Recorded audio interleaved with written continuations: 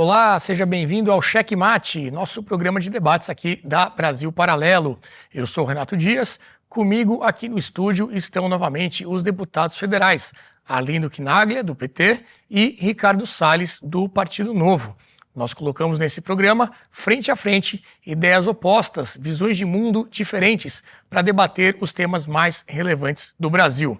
Este aqui é o último programa desta temporada, e hoje o tema será como enfrentar a crise de segurança pública que o Brasil enfrenta atualmente. Ao final do programa, caberá a você avaliar, tirar aí as suas conclusões, se houve algum checkmate durante as discussões. Bom, o primeiro tema é a castração química para pedófilos. Por 267 votos a 85, a Câmara dos Deputados, na semana passada, aprovou a castração química de condenados por pedofilia. A iniciativa é do deputado federal Ricardo Salles, que está aqui conosco. A pedofilia engloba os crimes de estupro de vulnerável, corrupção de menores, exploração sexual de criança, adolescente ou vulnerável e delitos praticados por meios digitais, como produzir, armazenar, divulgar ou expor vídeo de sexo envolvendo criança ou adolescente. O deputado federal Arlindo Quinaglia votou contra. Então, agora nesse caso, eu vou abrir espaço para que o deputado Salles defenda a proposta e depois o deputado Arlindo vai explicar a sua posição em relação a esse projeto. Deputado, por favor, boa noite. Boa noite, Renato, Arlindo. Veja, o Brasil é um país que tem muitas necessidades, né? Necessidades materiais. São pessoas que não têm saúde, não têm educação, vivem com uma precariedade muito grande. Então, ao contrário dos países ricos, Suécia, Noruega, Canadá, etc., que eles já atingiram a satisfação das questões todas mais primitivas, digamos assim, da sobrevivência, podem se dar o luxo em discutir filosoficamente como resolver certos problemas e certas teses, se vai para lá, se vai mais para cá, porque a parte de necessidades primárias está resolvida.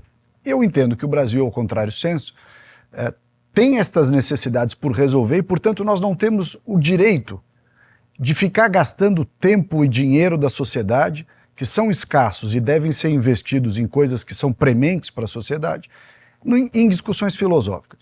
Nós temos um problema no Brasil chamado segurança pública, que nós vamos depois aqui discutir as origens, fórmulas e tudo, mas especificamente em relação à pedofilia,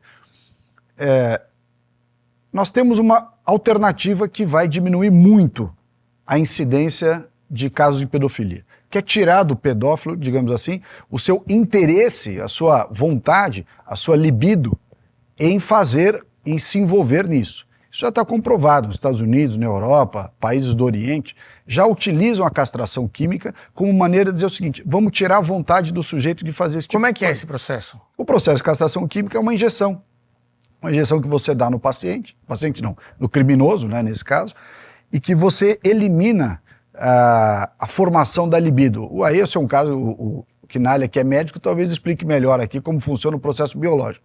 Eu vou mais na linha do exemplo e da dissuasão. Eu não tenho tempo, o Brasil não tem tempo, nós temos outras finalidades para gastar dinheiro público do que ficar tentando recuperar pedófilo. Na minha opinião, não tem. Vai pagar o preço. Não vou ficar tentando recuperar. Nós temos criança inocente precisando de alimento, escola, moradia, isso, aquilo, outro. Pedófilo fez, vai ser punido, acabou. O dia que o Brasil tiver satisfeito suas necessidades, a gente pensa em gastar dinheiro com recuperação de quem já não presta. O processo é uma pena, né? O que foi votado no Congresso? Uma alteração do Estatuto da Criança e do Adolescente, que prevê a criação do Cadastro Nacional de Pedófilos, que também já existe em vários países do mundo. Estados Unidos, por exemplo, você tem um cadastro dos pedófilos, inclusive com georreferenciamento. Quando ele chega perto de escolas, chega perto de creches, chega perto de qualquer lugar, dispara um alarme para as mães do bairro, para as mães da cidade, dizendo: fulano de tal, perigoso, está perto do teu filho. Nós não temos condição de fazer isso no Brasil. Isso né? Já, não sei, o Supremo vai mandar fazer, mas não tem condição de fazer. É totalmente irrealista. O que nós temos condição de fazer é pegar o cara que foi condenado, com a pena transitada em julgado, quer dizer, ninguém está falando em punição prévia, preventiva, nada disso.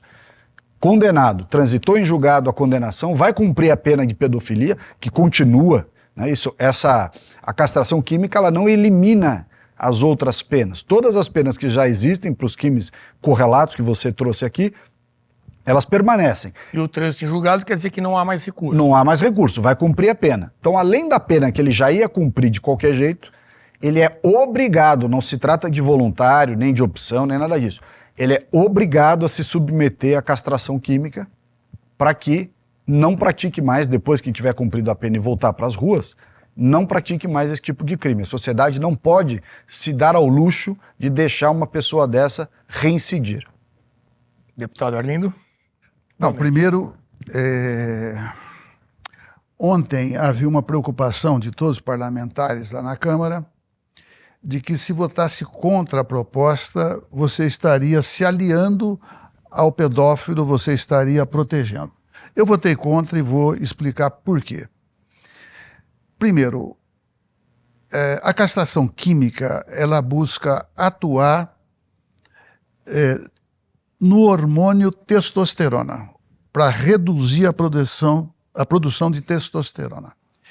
E isso, de fato, inibe o apetite sexual, mas não inibe a libido e, portanto, não elimina também a vontade de praticar o ato sexual ou, digamos... Qual que é a diferença para a gente entender? Não, veja, você é o metróxido, não sei o quê, que você reduz a produção de testosterona, então você reduz a produção e a partir daí então o teu apetite diminui. Você pode ficar impotente, mas isso não elimina a libido. O que é a libido? É a vontade, eu não quero usar outros termos aqui, é a, como é que eu diria? É o tesão. Pronto. Obrigado. E aí, veja, eu vou dar um exemplo. Na Alemanha, pegaram 39 presos e castraram, digamos, cirurgicamente, metade e os demais ficaram... e soltaram os 39. A metade, veja, a castração química, vamos lá. Na Alemanha, pegaram 39 prisioneiros, fizeram a castração química e soltaram na sociedade. 50% conseguiam ainda relatos ter conjunção carnal, praticar o ato sexual. A solução é decepar mesmo. Peraí. Então, este é um, digamos, então tem várias experiências. O que também determinados trabalhos, eu posso não estar lembrando agora com precisão, mas primeiro que a Constituição, no artigo 5º, garante, digamos, aquilo que é o respeito ao preso, ou qualquer que seja ele, do ponto de vista físico e mental. Então já houve, enquanto eu estou lá na Câmara, pelo menos umas 5 propostas que foram barradas na CCJ. Acho que, inclusive, teve um do Bolsonaro, onde ele foi orientado bem, eu não tenho certeza, é só... Depois eu também vou conferir, onde ele colocou a condição de voluntariedade. E a sua proposta, aprovada agora, proposta da Câmara, não importa se está de acordo ou não, tem que fazer. Então, eu creio que vai ser barrado por essa questão da Constituição. Terceiro, eu tenho muito medo, e sempre evitei apresentar propostas, que você cria uma expectativa que amanhã não vai se confirmar. Então, outros tipos de trabalho, de médicos, cientistas, etc., ao analisar, porque veja, você tem que entender por que é que alguém comete um crime desse, digamos, tão chocante, repugnante, né? É um negócio inaceitável. E aí, veja, o que se conclui? Primeiro que você tem uma logística, mas vamos admitir que tivesse a logística, que tivesse a organização para fazer a dose, dependendo do tipo de medicação, essa dose é a cada 2 meses, a cada 6 meses, ou não, dependendo da eficácia. Então, cria uma expectativa que isso vai resolver. Mas se você pegar, então, primeiro, que mantenha a libido, segundo, mantenha os pensamentos, mantenha o interesse, este que foi medicado para produzir menos testosterona, ele poderá praticar outros tipos de crimes sexuais com crianças. Ele pode ficar ali alisando, se masturbando e por aí vai. Inclusive com a questão digital. Então, a síntese disso, para mim, primeiro, então não tenho certeza e nada indica que houve, digamos, uma solução de fato definitiva. E tem aí uma coisa que, como médico, mas é um raciocínio lógico, não precisa ser médico, veja, se é a testosterona que provoca esse ímpeto, então você tem pessoas que têm supostamente uma alta taxa de testosterona e outros nem tanto. Então aliás, todos têm. Parte comete o crime, a outra parte não. Então a relação com a testosterona não é suficiente. Porque se quem tem testosterona se sente estimulado, ok, se sente vocacionado, ok, mas nem todo mundo é pedófilo. A imensa maioria não é pedófilo tendo uma determinada taxa de testosterona, às vezes até elevada. Então, o que psiquiatras analisam, médicos analisam, juristas como Hungria e outros sempre analisaram? Então, primeiro, todo jurista ele fala, olha, tem que respeitar a Constituição e tal. Mas o que é que dizem? É que você não tem ali a garantia de solução do problema. Estou falando de autores diversos. Então, eu fico, primeiro, gostaria muito que a gente encontrasse uma fórmula para resolver o mais rápido possível. Mas eu, até o presente momento, não tenho elementos, também não tive condições de pesquisar melhor. Conversei com alguns profissionais e é mais ou menos, não unanimidade, mas a imensa maioria acha que não vai funcionar. Diferentemente do que lá na Câmara, que a ampla maioria, avaliou que vai funcionar. Salles, o projeto foi aprovado na Câmara, vai ao Senado ainda, né? E há essa tese também de uma suposta inconstitucionalidade que o deputado Arlindo citou. Esses argumentos que o deputado apontou e essa questão da Constituição. Nós, no programa passado, e aí acho que mais de um programa passado, eu manifestei, mas não posso deixar de repetir, que eu detesto a Constituição de 88. Né? Acho que a Constituição de 88 é uma porcaria. E, dentre outras coisas, porque cria esse excesso de direitos para quem não merece. E não contra a dignidade humana, porque a dignidade humana é um valor que a gente não discute. Mas acho que nós temos uma influência anti-regime militar de uma Constituição de 88, em que era quase que um trauma do que aconteceu e todos os lobbies e todas as visões foram ali colocadas na Constituição de 88. Acho que a gente tinha que fazer, meu medo é que saísse uma Constituinte pior do que a que nós temos, se nós fizéssemos uma agora, com o perfil que infelizmente a classe política, né, como dizia o Ulisses, você vai ver a próxima legislatura, é pior.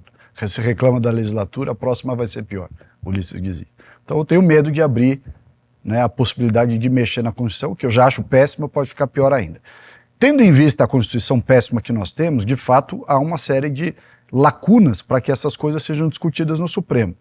E, como diz bem o ministro Marco Aurélio, hoje pratica-se pouco a autocontenção no Supremo. Ou seja, a vontade de legislar sem a coragem de concorrer nas urnas é muito grande. Né? A turma quer legislar, quer mandar no país, mas, obviamente, com estabilidade, né, vitaliciedade do seu cargo, não precisa concorrer nas urnas.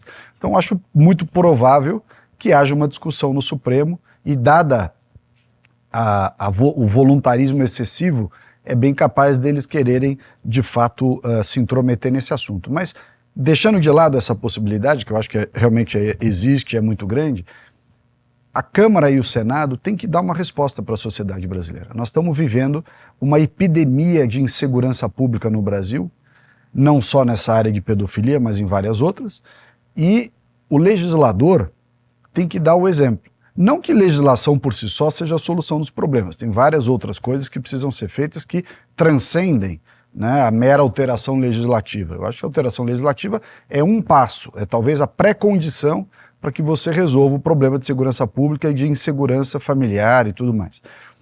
Mas ela tem que ter a base jurídica para que o executivo, os órgãos de segurança e tal, possam fazer a implementação da lei. Então é uma questão antecedente você mudar a lei. E aí, na prática, o executivo vai adaptar a implementação. Então, eu acho que existe um risco, como colocou bem o Arlindo aqui, de não ser tão eficaz quanto a gente queira, existe esse risco. Existe um risco de judicialização discussão constitucional no Supremo Tribunal Federal, que aliás hoje em dia trata de todos os assuntos, né, até bilhete de ônibus, então esse seria prato cheio para ser discutido lá. Mas nem por isso eu acho que a gente deve deixar de discutir no parlamento, que é o locus adequado para que as diversas opiniões da sociedade ali se confluam, né, e você produza uma legislação. Depois vamos ver o que acontece. Bem, quer complementar? Não, eu acho que, digamos, o Salles foi bastante audacioso, né? Defendeu, não estou dizendo, ao fazer a emenda, mas me contempla as suas também preocupações no sentido de resolver o problema. Então eu acho que você acabou provocando um debate que nós deveríamos, então, eu trabalho, porque não é esse Supremo que vai provavelmente julgar inconstitucional se chegar lá, mas todos os Supremos anteriores tiveram essa mesma atitude. Então é um debate antigo e quem sabe a gente poderia fazer ali, propor para o Lira fazer um grupo de estudo, uma comissão, alguma coisa assim. Eu prefiro um grupo de trabalho, porque se você faz uma comissão especial, você vai ter que ter uma proporcionalidade. Então você vai fazer uma assembleia e às vezes não aprofunda. Então eu fiquei pensando de ontem, digamos, desse tempo da votação na Câmara, por responsabilidade nossa, a gente... E aí fazer reuniões, ouvir, pegar as experiências de combate à pedofilia no caso, mas como tema amplo da segurança pública, ele é extremamente complexo, então eu acho que a gente poderia... Só para dar uma pitada assim mais Sim. interessante, convidar, quem sabe, uns especialistas em resposta à pedofilia lá do Oriente Médio, que eles podem trazer umas soluções, essas sim, muito eficientes, para a gente discutir aqui no Brasil. Não tem nenhum problema, não precisa importar. Tem gente aqui que defende mais ou menos. Mas lá eles já implementaram, e eu acho que tem 100% de eficácia o método lá. Então a gente pode trazer para cá. A não ser os que vão surgir, que vão fazer a mesma coisa. Então, isso sim, isso. Então, veja, a questão da testosterona, só para te responder aí mais sobriamente da minha parte, tem outras avaliações do porquê que alguém vira pedófilo. Tem desde o moleque que foi violentado,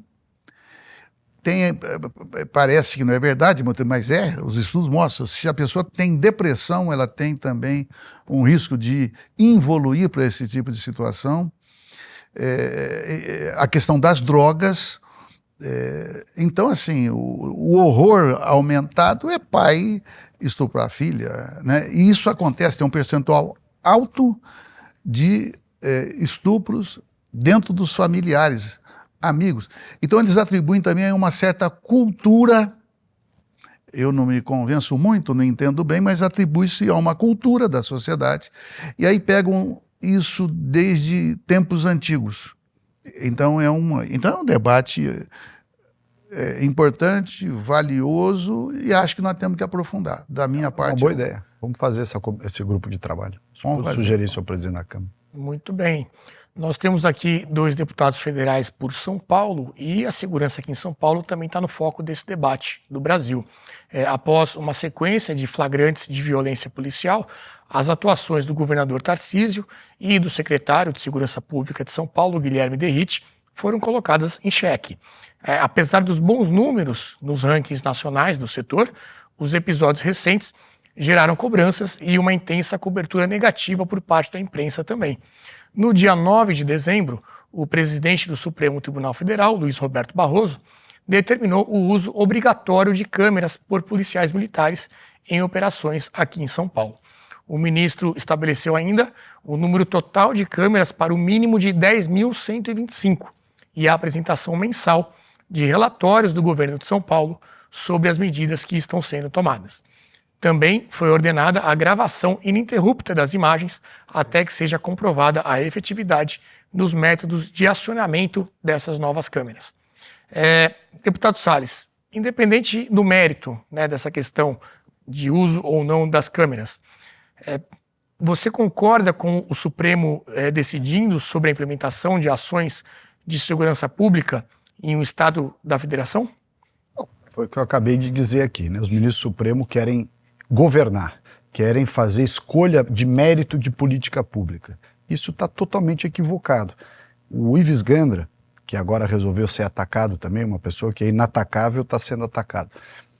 O Ives Gandra deu uma aula uma vez que eu estava presente, dizendo uma coisa muito simples. Olha, legislar, decidir política pública é só para quem tem voto. Não é à toa que a Constituição, voltando sempre à Constituição, a Constituição colocou os 3 poderes numa sequência. Primeiro o executivo, depois o legislativo, depois o judiciário.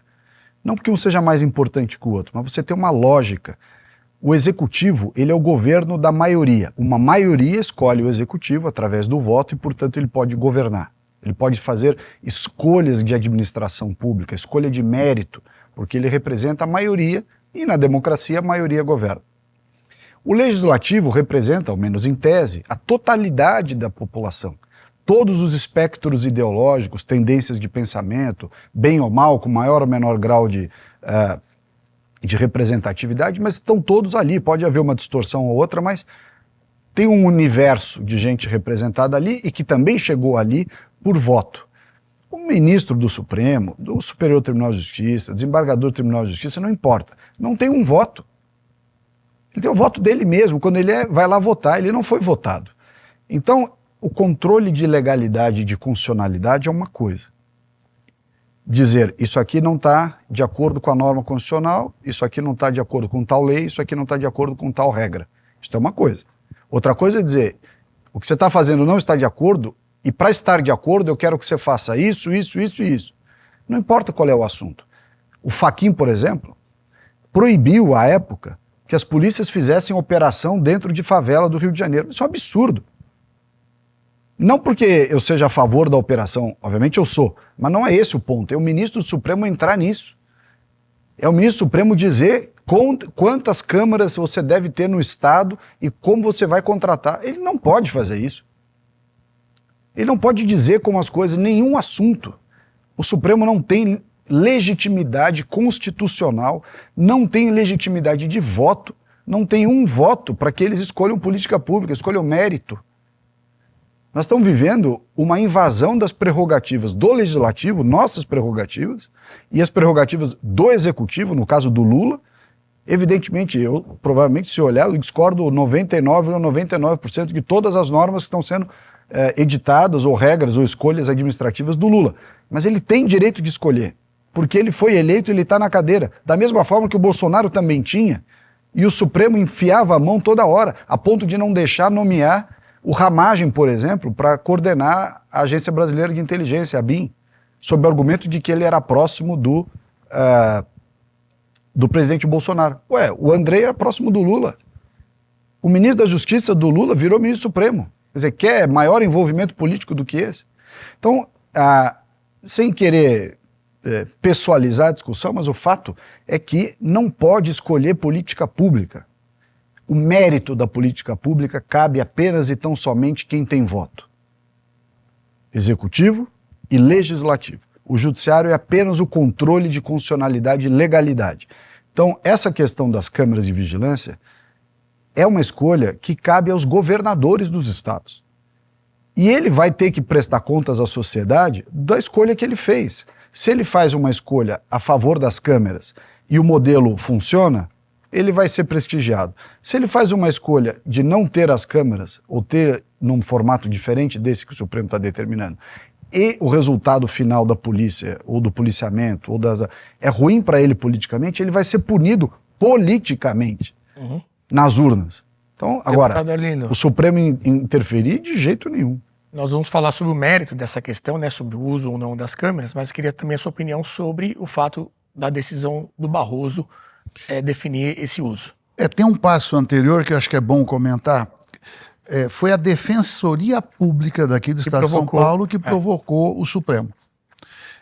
E eu aprendi isso com a vida. O Supremo só se posiciona quando provocado. Antigamente. Eu sei, eu digo, mas essa é a regra. Então, nesse caso foi. Nesse caso foi, isso. Pois bem. E na primeira decisão do Lewandowski, ele não atendeu, digamos, aquilo que era a proposta da Defensoria Pública Paulista.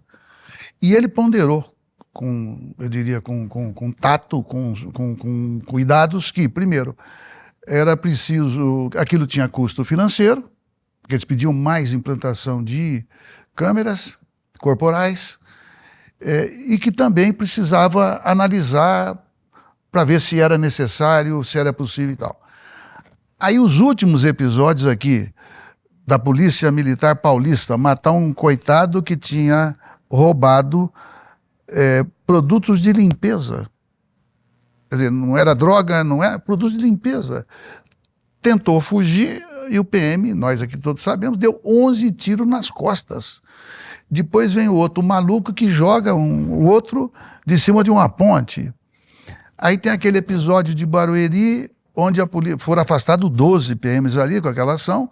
Eles invadem uma casa, praticam, atacam a senhora, atacam o seu filho de 39 anos, parece que ela tem 63, e ainda batem mais 2 que estavam na casa.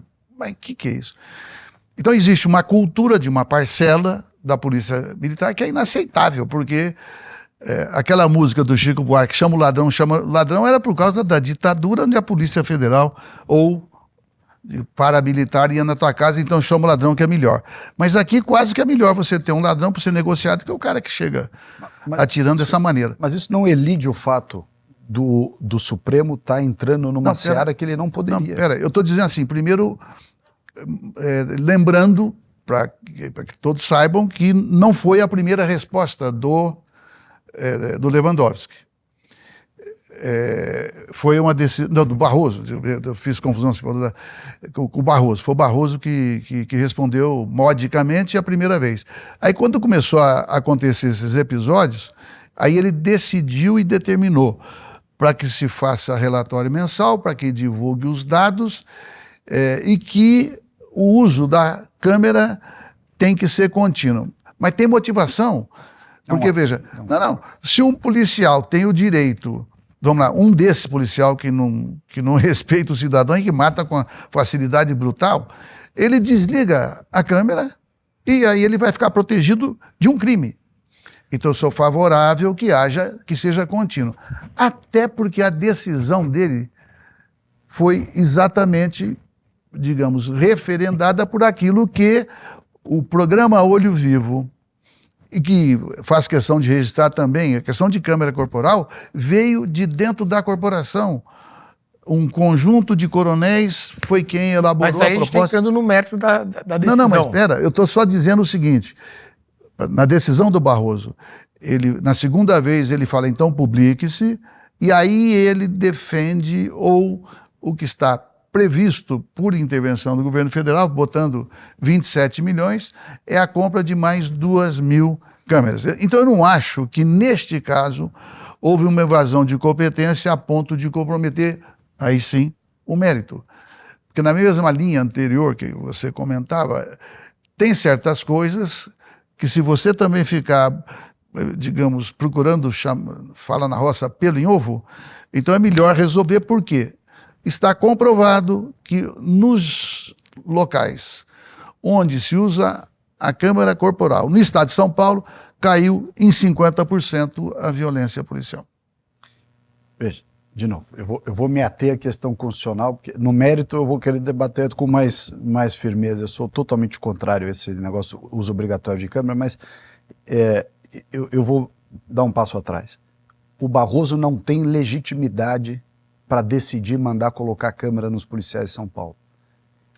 Os paulistas não deram um voto sequer para o Barroso, que inclusive é carioca, para se intrometer na segurança pública do estado de São Paulo. O Tarcísio também é carioca. Não, mas ele recebeu o voto. Ele foi votado aqui por 58% dos paulistas. Né, recebeu... É que eu pensei que você estava puxando para o patriotismo. Não. Ele tem o voto dos paulistas, ainda que seja carioca, É verdade. para decidir o que se faz no nosso estado. O Barroso não é paulista, não tem voto e sabe muito bem que está invadindo a competência administrativa e decidindo mérito de questão política.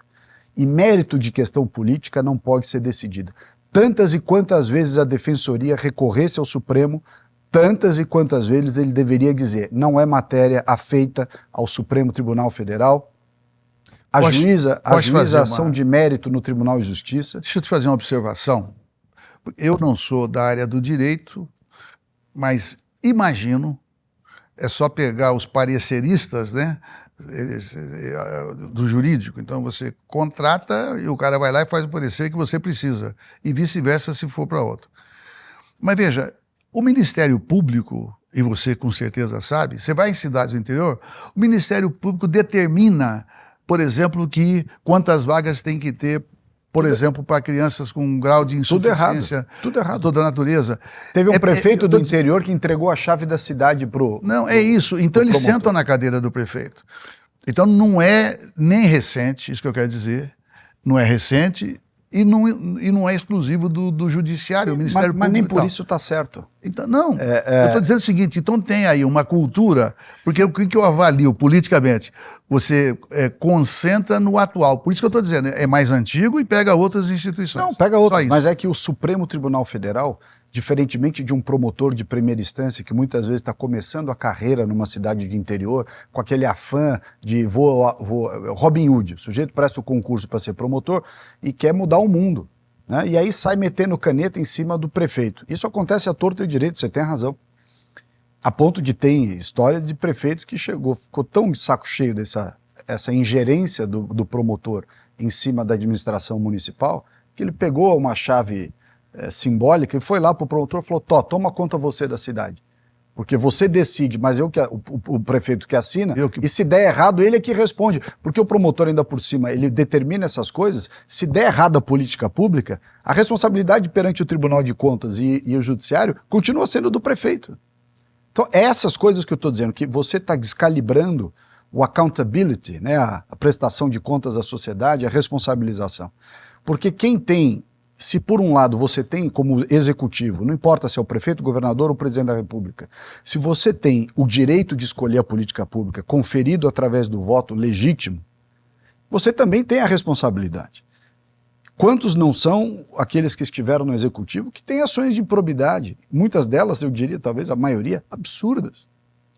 E essas decisões, essas ingerências, essas interferências, essas invasões de prerrogativas do Executivo, feitas tanto por membros do Ministério Público quanto por membros do Judiciário, elas trazem consigo uma irresponsabilidade total. Porque se der errado, não acontece nada, nem com o promotor, nem com o juiz, que deram a ordem para o Executivo fazer as coisas. Você se lembra quando o Maluf, na condição de deputado federal, ele apresentou uma PEC onde, digamos, sob determinadas circunstâncias, iria penalizar aquele agente do Ministério Público que tivesse feito algum tipo de abuso. Por ser uma proposta do Maluf, e quando aquelas manifestações contra a Dilma, então, sei lá, vem para a rua, uma porção de coisas que a direita organizou, ali havia cartazes falando contra aquilo que era uma boa proposta do Maluf. Podia não ser perfeita. Mas tinha visto de iniciativa, né? Não, veja, mas não foi esse o motivo. Ali não implicava em custos. Eu acho que não tinha visto iniciativa. Não tinha não. Até porque...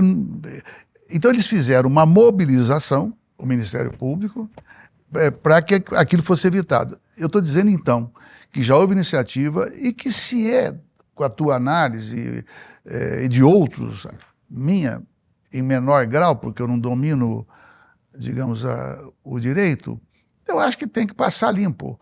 O Gilmar Mendes, quando era presidente da Câmara, e chamei um ato, porque na época... Quando o senhor era presidente? Sim, presidente da Câmara. E ele, então, fez uma frase, ali era, digamos, a promulgação do AI-5. Eu fiz um evento para lembrar, ok? Não é comemorar, para lembrar. E o Gilmar Mendes era presidente do Supremo, ele foi. E ele fez uma frase que eu acho que é relevante. Ele falou assim, a última palavra é do Supremo. não significa que ela seja correta. Aquilo causou, para mim, uma boa impressão, ou seja, eles sabem até onde que pode ir, sabem que são falíveis. Então, assim, se for para, melhorar a nossa institucionalidade, eu não tem assunto proibido, na minha opinião, para o Congresso. Não tem.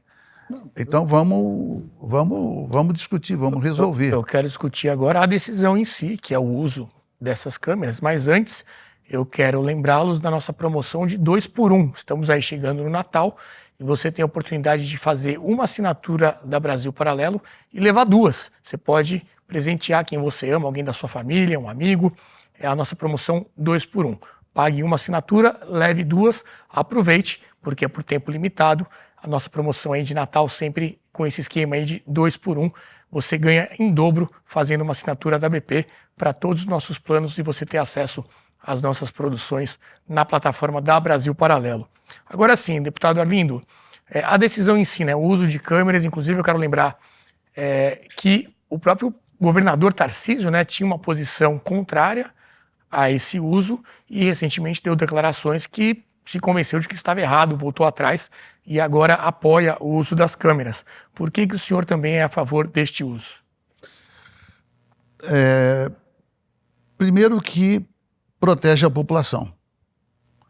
Em segundo, protege o policial militar também. Porque um policial, numa ação, ele pode ser acusado de algo que, digamos, que está dentro do procedimento e, portanto, ele não tem culpa. Então, tem situações onde a câmera, por registrar, ela faz justiça. Vamos colocar nisso. Ela faz justiça. Justiça com quem? Com os fatos. Então, ninguém pode mentir, dado que está documentado. Eu acho isso ótimo. Porque, veja, eu fiz questão de falar que as câmeras surgem da proposta e do programa chamado Olho Vivo, que tem iniciativa na Polícia Militar de São Paulo e que deveria ser, para mim, um exemplo nacional. Por que eu estou com isso na cabeça? Eu fui olhar quais são, digamos, os índices de violência, pegando algumas estatísticas. E eu vi a lista dos 10 municípios mais violentos do Brasil. De 10, tem 4 da Bahia. Estou falando da Bahia porque foi governada pelo Rui Costa anteriormente e agora pelo governador Jerônimo. Aí tem uma outra, a cidade de Jequié, que é, se não me engano, a terceira ou a quarta mais violenta, ela é, se não me engano, a segunda. Aqui é 85%, 85 em 100 mil. A violência, digamos, número de assassinatos. A violência lato sensu. Agora, aquilo que é a letalidade da polícia, lá nesse Jequié, é 46. 46.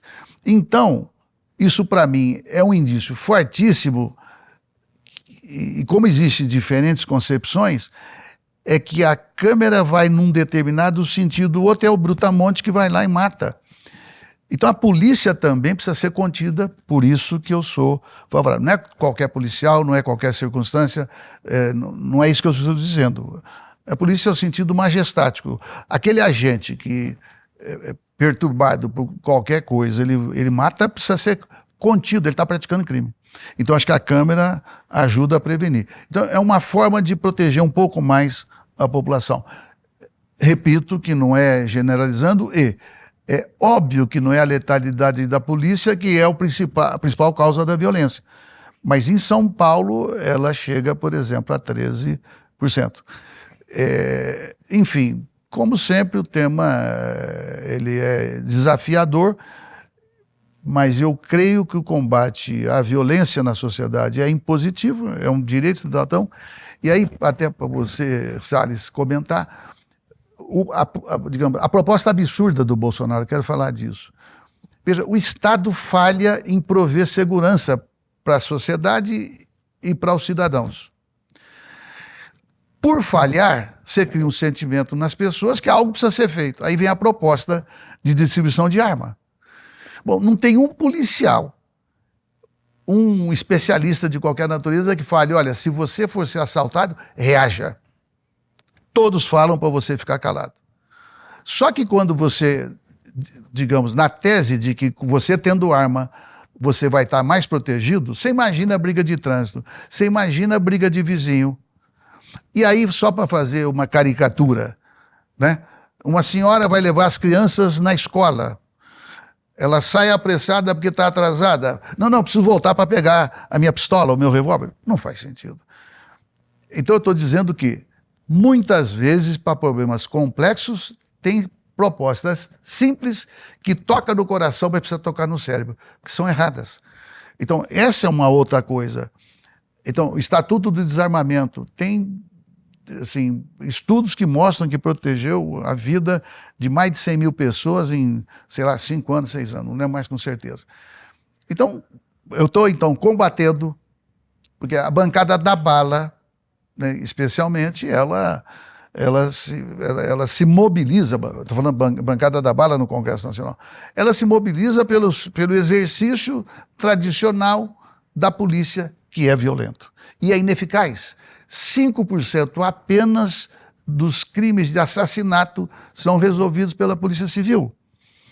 Então, é preciso, de fato, fazer eu diria assim, uma repaginação total para ver se a gente evolui para uma sociedade mais civilizada. Salles, o mérito da questão, o uso de câmeras em São Paulo. Vamos lá. Primeiro,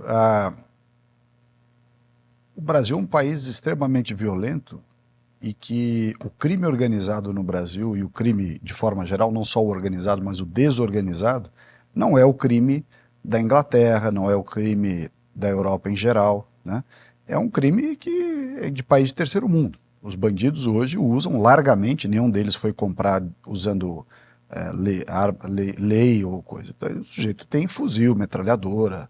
Hoje, assalto de cidade do interior para roubar posto de gasolina, desce 4 caras de fuzil num posto de gasolina. Então, essa visão meio, os americanos usam a palavra naive, né, meio inocente, de que, olha, para combater o crime, isso é uma polícia meio... O ideal de algumas pessoas é uma polícia inglesa, né? O sujeito, colete amarelinho, uma pistolinha elétrica que dá o choque, um spray de pimenta. Mataram o brasileiro no metrô, um Pois coitado lá. mas a polícia inglesa é a polícia que eu acho que o PSDB, a Tucanada, esse pessoal sempre gostou, fez, né? A polícia tem que ser isso.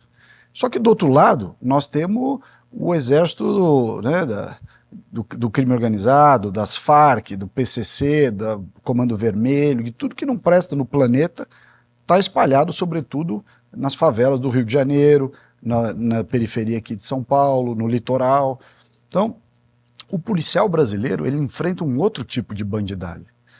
Nós colocarmos no policial brasileiro uma obrigação de combater um crime de altíssimo poder bélico e, por outro lado, uma espada na cabeça dele, que é, olha, você vai combater um crime quase que de facção africana aqui, que é aqueles caras no jipe com metralhadora, mas você vai se comportar como um policial inglês. É impossível.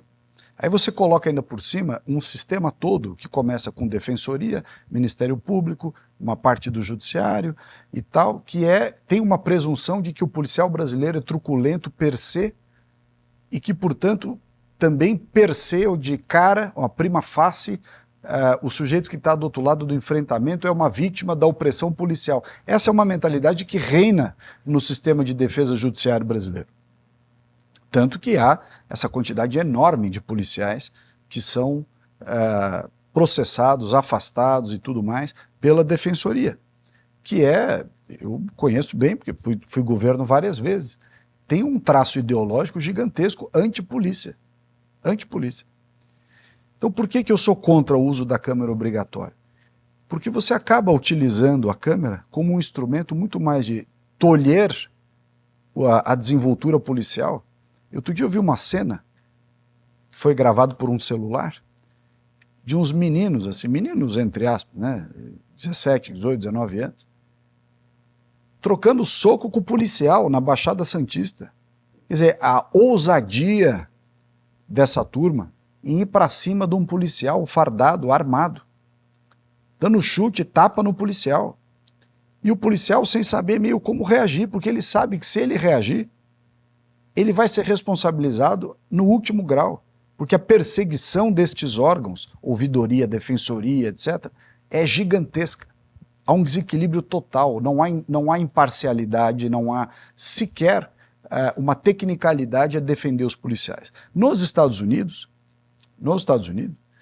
se uma pessoa der um tapa na cara de um policial, o policial deita a pessoa no chão na porrada e mete a algema na pessoa na porrada. Aqui, se ele fizer isso, ele vai preso, o policial. Então, eu acho que nem tanto para um lado, nem tanto para o outro. Eu não sou a favor de violência policial em cima de gente inocente, evidentemente. Acho que nesses casos de abuso, uma Câmara teria ajudado, mas conhecendo a realidade do policiamento no Brasil e a do Estado de São Paulo em especial, eu acho que nós estamos criando, e eu já ouvi isso de muitos policiais, nós estamos criando nos policiais uma sensação de que é melhor não fazer nada. O que eu fizer vai ficar ruim para mim. Aí quem sofre? A sociedade. Porque o policial acovardado, o policial encurralado, o policial amedrontado pelos órgãos correcionais, pela defensoria, por alas do Ministério Público, enfim, pelo sistema que nós já falamos aqui, este policial passa a ser ineficaz para a sociedade. Do lado de lá, a criminalidade que ele está enfrentando não tem nenhum freio. Você assiste essas imagens da pessoa que... Outro dia tem um vídeo que até me emociona quando eu assisto. Está um pai com a filha dentro de um carro parado, acho que ele estava desembarcando a filha na casa da ex-mulher. Chega 3 bandidos para roubar o carro e a filha ainda estava no banco de trás. E ele corre para dizer, não, deixa eu só tirar minha filha. E tenta tirar a filha estava na cadeirinha, ou estava no cinto de segurança, não sei. E ele demora um pouco, mas ele está tirando a filha dentro do carro. Diz, leva o carro. O sujeito dá um tiro na cabeça dele, na frente da filha. Entra no carro e vai embora. E a menina, com o pai deitado no meio da rua, ensanguentado, a menina, papai, papai, papai. Se o polícia pega esse bandido na esquina,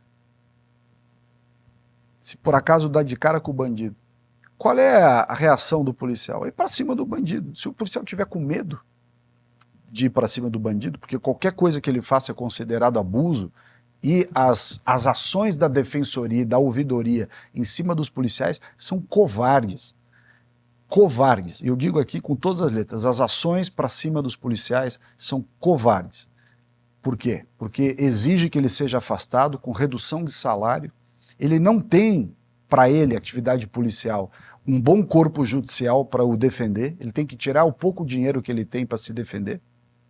A defensoria faz o diabo com a vida do sujeito.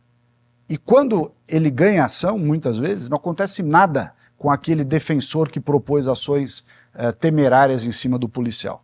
Então, uma boa medida para a gente começar a reequilibrar esse jogo, e quem sabe lá na frente, portanto, ter condições de botar a Câmara numa situação de isonomia, a primeira medida é dizer o seguinte, defensor público que entrou com ação com excesso de poder, com abuso de poder, com ações temerárias, vai responder na física pelo abuso que está cometendo contra o policial, manchando o nome do policial, destruindo a família do policial e a reputação do policial. Se nós tivermos um reequilíbrio prévio de todo esse sistema de responsabilização, procedimentos e tudo, em favor dos policiais, aí quem sabe eu começo a acreditar que nós podemos ter Câmara de uso direto. Mas não será também, digo mais, não será também por uma decisão de magistrado, seja ele quem for. Esta é uma decisão que tem que caber ao chefe do executivo, apenas e tão somente. Se ele escolher fazer, ele arca com o ônus e o bônus da decisão que tomar. E se ele decidir não fazer, como foi o caso do Caiado em Goiás, ele arca com o ônus e com o bônus de não fazer. Não será um terceiro que não tem voto que vai dizer para o executivo se tem que usar a Câmara ou não.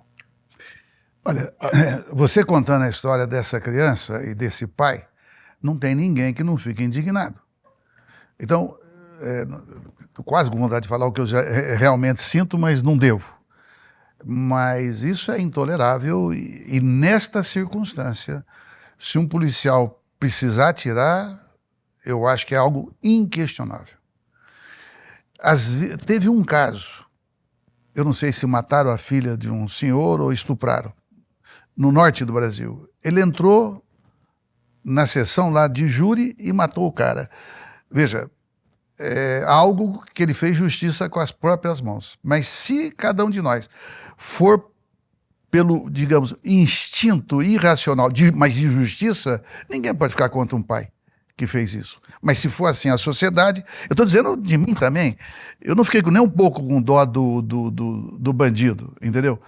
Porque pena de morte não dá para ser a favor, porque também você não confia no Estado e no julgamento. Não é verdade? Porque numa hora que se comete um crime desse, digamos, só a pessoa, eu diria, muito bondosa que pode ficar preocupada com aquilo que vai ser o destino de um bandido desse. Eu não tenho nenhuma comiseração, portanto. O que nós temos que encontrar são mecanismos, digamos, decentes, justos, para que de fato melhore. Veja, o Derrite, que é o secretário de Segurança, ele também era contra o uso da câmera, e ele mentiu, involuntariamente ou não, mas ele mentiu. Que ele falou que o uso das câmeras corporais fizeram com que diminuísse a apreensão de drogas, diminuísse, digamos, as ocorrências que o policial efetiva de outras questões que são papel da polícia. Não é verdade. Quando o uso das câmeras diminuiu a violência policial, a letalidade, mas não diminuiu a eficácia. Então, isso daí... Eu tenho dúvidas sobre esse dado. Eu vi, eu estou te falando porque eu peguei. Eu olhei isso. Eu vou procurar isso, eu não tenho. Não, depois nós podemos até olhar juntos. Se for o caso, vai ser procura. Então é o seguinte, não houve redução. E aí, quando se fala no imaginário do brasileiro, qual é o pior estado que vem na cabeça? É Rio de Janeiro. Pois bem, o Rio de Janeiro, neste ano, bateu um recorde de 34 anos. Caiu o número de casos de homicídio, violência, porque homicídio aqui é o pior, mas tem ali latrocínio e tal. E, ao mesmo tempo, diminuiu a letalidade policial. Por que eu estou falando isso? Porque se a gente for estimular, não estou dizendo que é o teu caso, mas se a gente acreditar que só o uso da força, num país onde a polícia não resolve 95%, é o caso da Polícia Civil, dos assassinatos, então eu concordo com qualquer consideração de que é preciso ir fundo nessa questão, ok? E aí vem a questão do Lewandowski. Faz poucos dias, acho que uns 3 dias, que houve uma reunião do Lewandowski com os governadores. E ali houve, é claro, houveram sugestões para a PEC que ainda não está pronta. Nosso próximo tema aqui é a PEC, justamente. Isso, então vou falar bem um pouquinho. Então, essa PEC, digamos, qual que é o eixo central? Ainda que eu não goste, digamos, mas é o Sistema Único de Segurança Pública. Segurança Pública. Por que eu não... Eu dei o nome, porque você tem SUS, você tem o SUAS, você tem uma opção de coisa e veio mais um.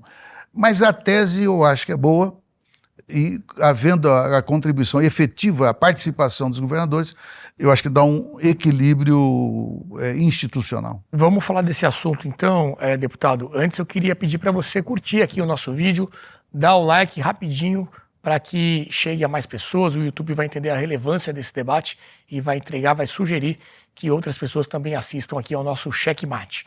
Bom, como o deputado já citou, a PEC da Segurança Pública, de autoria do governo federal, conta com 3 pilares. Colocar na Constituição o Sistema Único de Segurança Pública, o SUSP, criado em 2018 por lei federal, o Fundo Nacional de Segurança Pública e a Política Penitenciária. Além disso, ele atualiza as competências das polícias federal e rodoviária federal para, de acordo com o ministro da Justiça, o Ricardo Lewandowski, fortalecer o combate ao crime organizado. A PEC também padroniza de protocolos, ela também faz a padronização de protocolos, estatísticas e dados de segurança pública. Então pergunto, vou manter aqui com o deputado que começou esse assunto, a constitucionalização de uma segurança pública é um caminho eficaz para a gente melhorar essa situação no Brasil? Essas questões de padronização de dados é algo que precisa estar no texto da Constituição? Vejamos, A violência, ela não tem, não tem uma barreira. Acontece a violência nessa cidade, vai acontecer na outra, no estado vai acontecer no outro, e com o crime organizado, isso já virou transnacional. O PCC hoje é uma multinacional, né? Portanto, eu parto, é igual engarrafamento no trânsito, algo cotidiano aqui na cidade de São Paulo. Bom, se aquilo está parado, eu particularmente sempre tento outra alternativa, porque parado já está. Eu vou tentar outra alternativa. Ou seja, do jeito que está a segurança pública no Brasil, é fundamental que se destine tempo, atenção, seriedade e dinheiro. Então, o SUSP prevê a participação do governo para financiar, porque hoje menos de 5% vem do governo federal. A maioria dos recursos vão por conta do Estado, que é constitucional, que é o Estado que tem que cuidar, e um pouco mais do que o âmbito federal, mas bem menos do que o Estado, são os municípios. Então a entrada do governo federal, até para colocar dinheiro e ter um comando, digamos, centralizado, você vai... Aí a normatização, na medicina está cheia de protocolo. Às vezes o protocolo é insuficiente, né? Porque você nega o cérebro a experiência, às vezes, de um excepcional médico, e lá vem o protocolo que ele tem que repetir aquilo que já se faz. Então, vai se criar protocolo. E eu tinha pensado, mas não falei, o uso de câmeras, para evitar, inclusive, que o próprio policial seja vítima, tem que ter treinamento. Então, com a ideia do protocolo, vai ter que ter treinamento, vai ter que ter padronização. Então você não pode, por exemplo, ter uma atitude aqui, outra atitude ali, senão você não cria, eu diria, algo organizado, integrado, porque aí entra também você ter informações, porque isso não parece que está sistematizado em âmbito nacional. Então você pega governadores, secretarias de segurança pública estadual e você monta um cadastro de dados, você cria fichas, e aí pode colocar pedófilo, coloca assassino, o que tiver de ruim aí. Então eu acho que é uma boa iniciativa, eu acho que tem, e ali está claro, tem determinadas atribuições que só compete à União. Isso acontece aí sim, voltando para o Sistema Único de Saúde. A normatização é federal. Agora, a execução, enfim, a liberdade de você ver a diferença epidemiológica, a diferença de uma necessidade aqui e ali não tem, ali tem outra que aqui não tem. Então eu acho que a normatização não é uma imposição. Até porque está se buscando consensuar e na medida que o Congresso concordar, então, digamos, trabalha-se com a ideia que será uma proposta democrática, até para não ter dúvida. Salles, essa PEC da segurança pública e a criação de um sistema único para o Brasil. Veja só, há ideias que são boas, mas há outras que não. Tanto as boas quanto as ruins não precisam estar em Constituição. Então a primeira coisa que nós temos que desconstitucionalizar os assuntos. Concordo. E nós estamos indo no caminho contrário, né? Quer dizer, cada assunto que vem, desde os mais fúteis aos mais importantes, o pessoal quer constitucionalizar. E isso é uma burrice do ponto de vista legislativo, porque você torna, Arlindo foi presidente da Câmara, conhece isso muito melhor que eu, o processo de decisão de algo que é constitucional, né, quórum de votação. Me dê uma parte até para concordar com você. Eu nunca apresentei uma proposta de emenda à Constituição, porque banalizou-se a emenda constitucional. Precisa ter cuidado, eu concordo. O que me pareceu justificado, mas por isso que eu quero, inclusive, sua opinião, é que como a Constituição determina que a responsabilidade é do Estado, e aí a União estaria, digamos... invadindo competência. Não, se ela se meter, ela está invadindo, mas aí todo mundo reclama que o governo federal não participa. Então, nessa síntese ainda mal feita, né, por minha parte, então aí talvez se justifique a introdução para permitir que a União participe. O resto, digamos, eu concordo com você de que colocar na Constituição pode dar errado e muito errado. Eu acho que assim, primeiro, vamos, como diz o Jack, vamos por partes. Primeira parte, levar assuntos que não têm necessariamente condão constitucional para a Constituição é um erro. As competências de segurança pública são constitucionalmente determinadas aos Estados. A União o que pode fazer? Subsidiariamente ao trabalho dos estados, ela própria, sem necessidade de alterar a Constituição, ela cria um sistema nacional de informações para aglutinar dados de todos os estados e compartilhar dados como se fosse uma plataforma em que você coloca tudo ali. Eu não preciso de Constituição para isso, é só ela criar o sistema e dar um incentivo econômico para que os estados cumpram, que os estados façam. É a lei de incentivos. Você dá um incentivo correto, ele vai responder. Então você não precisa de Constituição para isso. Você faz o sistema informatizado e centralizado para trazer dados nacionais e dá, por outro lado, a cenourinha para os estados. E, olha, se o seu estado aderir e cumprir com as informações que nós estamos pedindo, você tem aqui uma linha de valor de tanto para você gastar na segurança pública do teu estado. Você preenche aqui, eu te dou o dinheiro. Ah, eu não quero preencher. Tá bom, eu não te dou o dinheiro. Está resolvido o problema. Não me parece que é esse o objetivo desta PEC e a concepção da forma que ela foi produzida. Eu acho que ela tem, primeiro, um erro de processo legislativo por ser PEC, isso já falei, mas ela tem um outro problema mais grave, que aí sim é a interferência nas escolhas de política e de segurança pública dos estados. Enquanto que o próprio governo federal, naquilo que já é da sua competência, que são as fronteiras e tal, enfim, aquilo que já é competência do governo federal, ele executa mal quando executa. Não é à toa que o Brasil é uma peneira de entrada de drogas e de contrabando de armas e tudo mais.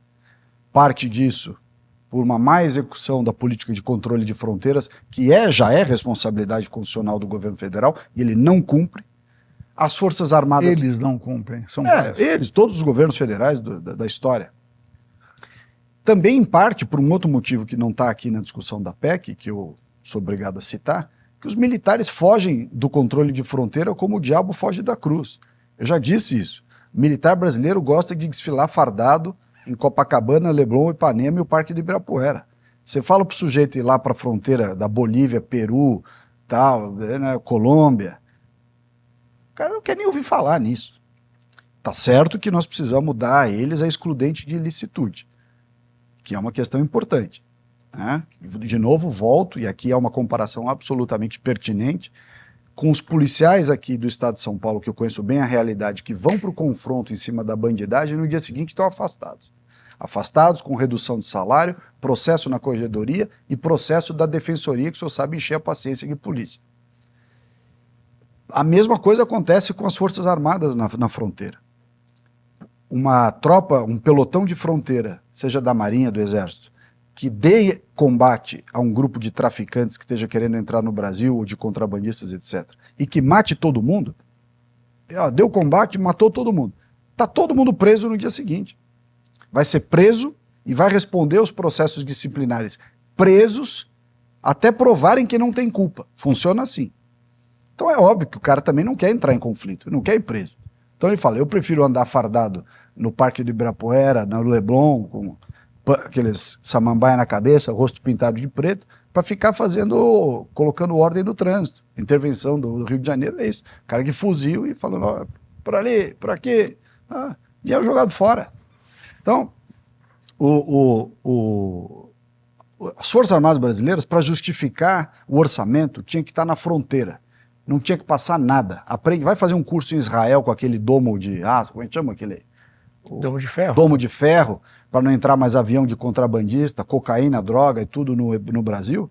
Faz um domo de ferro lá no coisa. Passou aqueles aviãozinhos cheios de colombiano lá, derruba. Lei do abate. Então, eu acho que nós estamos construindo no Brasil, infelizmente, já há muito tempo, não é de agora, não é do governo Lula, isso vem lá da turma da dona Ruth Cardoso, Fernando Henrique, Zé Carlos Dias, Zé Gregório e Companhia Limitada. Um país que não existe. Nós temos regras e visões assim humanísticas que parece que nós vivemos em Liechtenstein. E a realidade brasileira é que nós vivemos numa África do outro lado do oceano. Então, a política de segurança pública e essa PEC, ela é a legitimação da interferência de um grupo que tem uma visão equivocada de segurança pública, baseada numa série de preconceitos e visões erradas, e tá o exemplo do Fachin que não deixa a polícia entrar nas favelas, tá o outro exemplo do outro que não deixa usar munição letal, tem que usar munição não letal, e por aí vai. Segurança pública, com todo o respeito ao meu querido Arlindo, não é assunto para a esquerda. A esquerda tem que cuidar da parte social. Segurança pública é para gente de direita, que sabe ir para cima de bandido e defender o cidadão de bem. A esquerda, não digo nem que seja por mal, mas tem uma visão muito filosófica, muito poética em cima das coisas. E esta PEC que está sendo desenhada, ela é a personificação, ela é a materialização da interferência de um grupo que tem uma visão de mundo, que é um grupo composto pelas alas mais humanísticas da Faculdade de Direito do Largo de São Francisco, de um ex-desembargador e ministro supremo, que é o Lewandowski, junto com um procurador de justiça, ex-procurador-geral, que é o Mário Sarrubo, que é uma pessoa que ambos respeito, o Mário eu gosto muito, tudo, tenho mais contato, mas que tem uma visão humanística que seria maravilhosa para a segurança pública brasileira em Liechtenstein. Aqui, não. Antes de passar para o deputado, quero dar mais um contexto nessa seara de centralização, né, das ações. O ministro Lewandowski enviou também um decreto para regular o uso das forças pelas polícias. O texto dá ao Ministério da Justiça o poder para definir regras sobre o uso de armas de fogo e instrumentos não letais, o uso de algemas, as buscas domiciliares e pessoais e a atuação dos policiais penais dentro dos presídios. O decreto prevê a criação do Comitê Nacional de Monitoramento do Uso da Força, com a finalidade de monitorar e avaliar a implementação das políticas, melhor dizendo, estabelecidas nesse decreto. Além disso, também condiciona o repasse de verbas federais ao cumprimento dessas normas. Para valer, o decreto precisa ser assinado pelo presidente da República. Deputado, mais um contexto aí dessas iniciativas do governo. Veja, as propostas são públicas, estão indo para o lugar certo, que é o Congresso Nacional, e nós vamos debater. Mas decreto não vai, né? Decreto é ele que decide. Não, mas... Essa parte é decreto. Não, mas essa aí, então, mas não vai para a Constituição. Estou respondendo aquela questão aí. Porque também, eu estou repetindo, eu já disse, me preocupa você colocar na Constituição, você fez uma frase que eu concordo, pode ser para o bem, pode ser para o mal. Bem, e existe uma cultura ali de mexer na Constituição para muita coisa. Então, nesse sentido, como a proposta é pública, não tem como... Veja, inclusive pela maioria que se tem no Congresso, passar qualquer tipo de proposta que isole a soberania de cada ente federativo. Depende da quantidade de emendas que forem distribuídas. Né?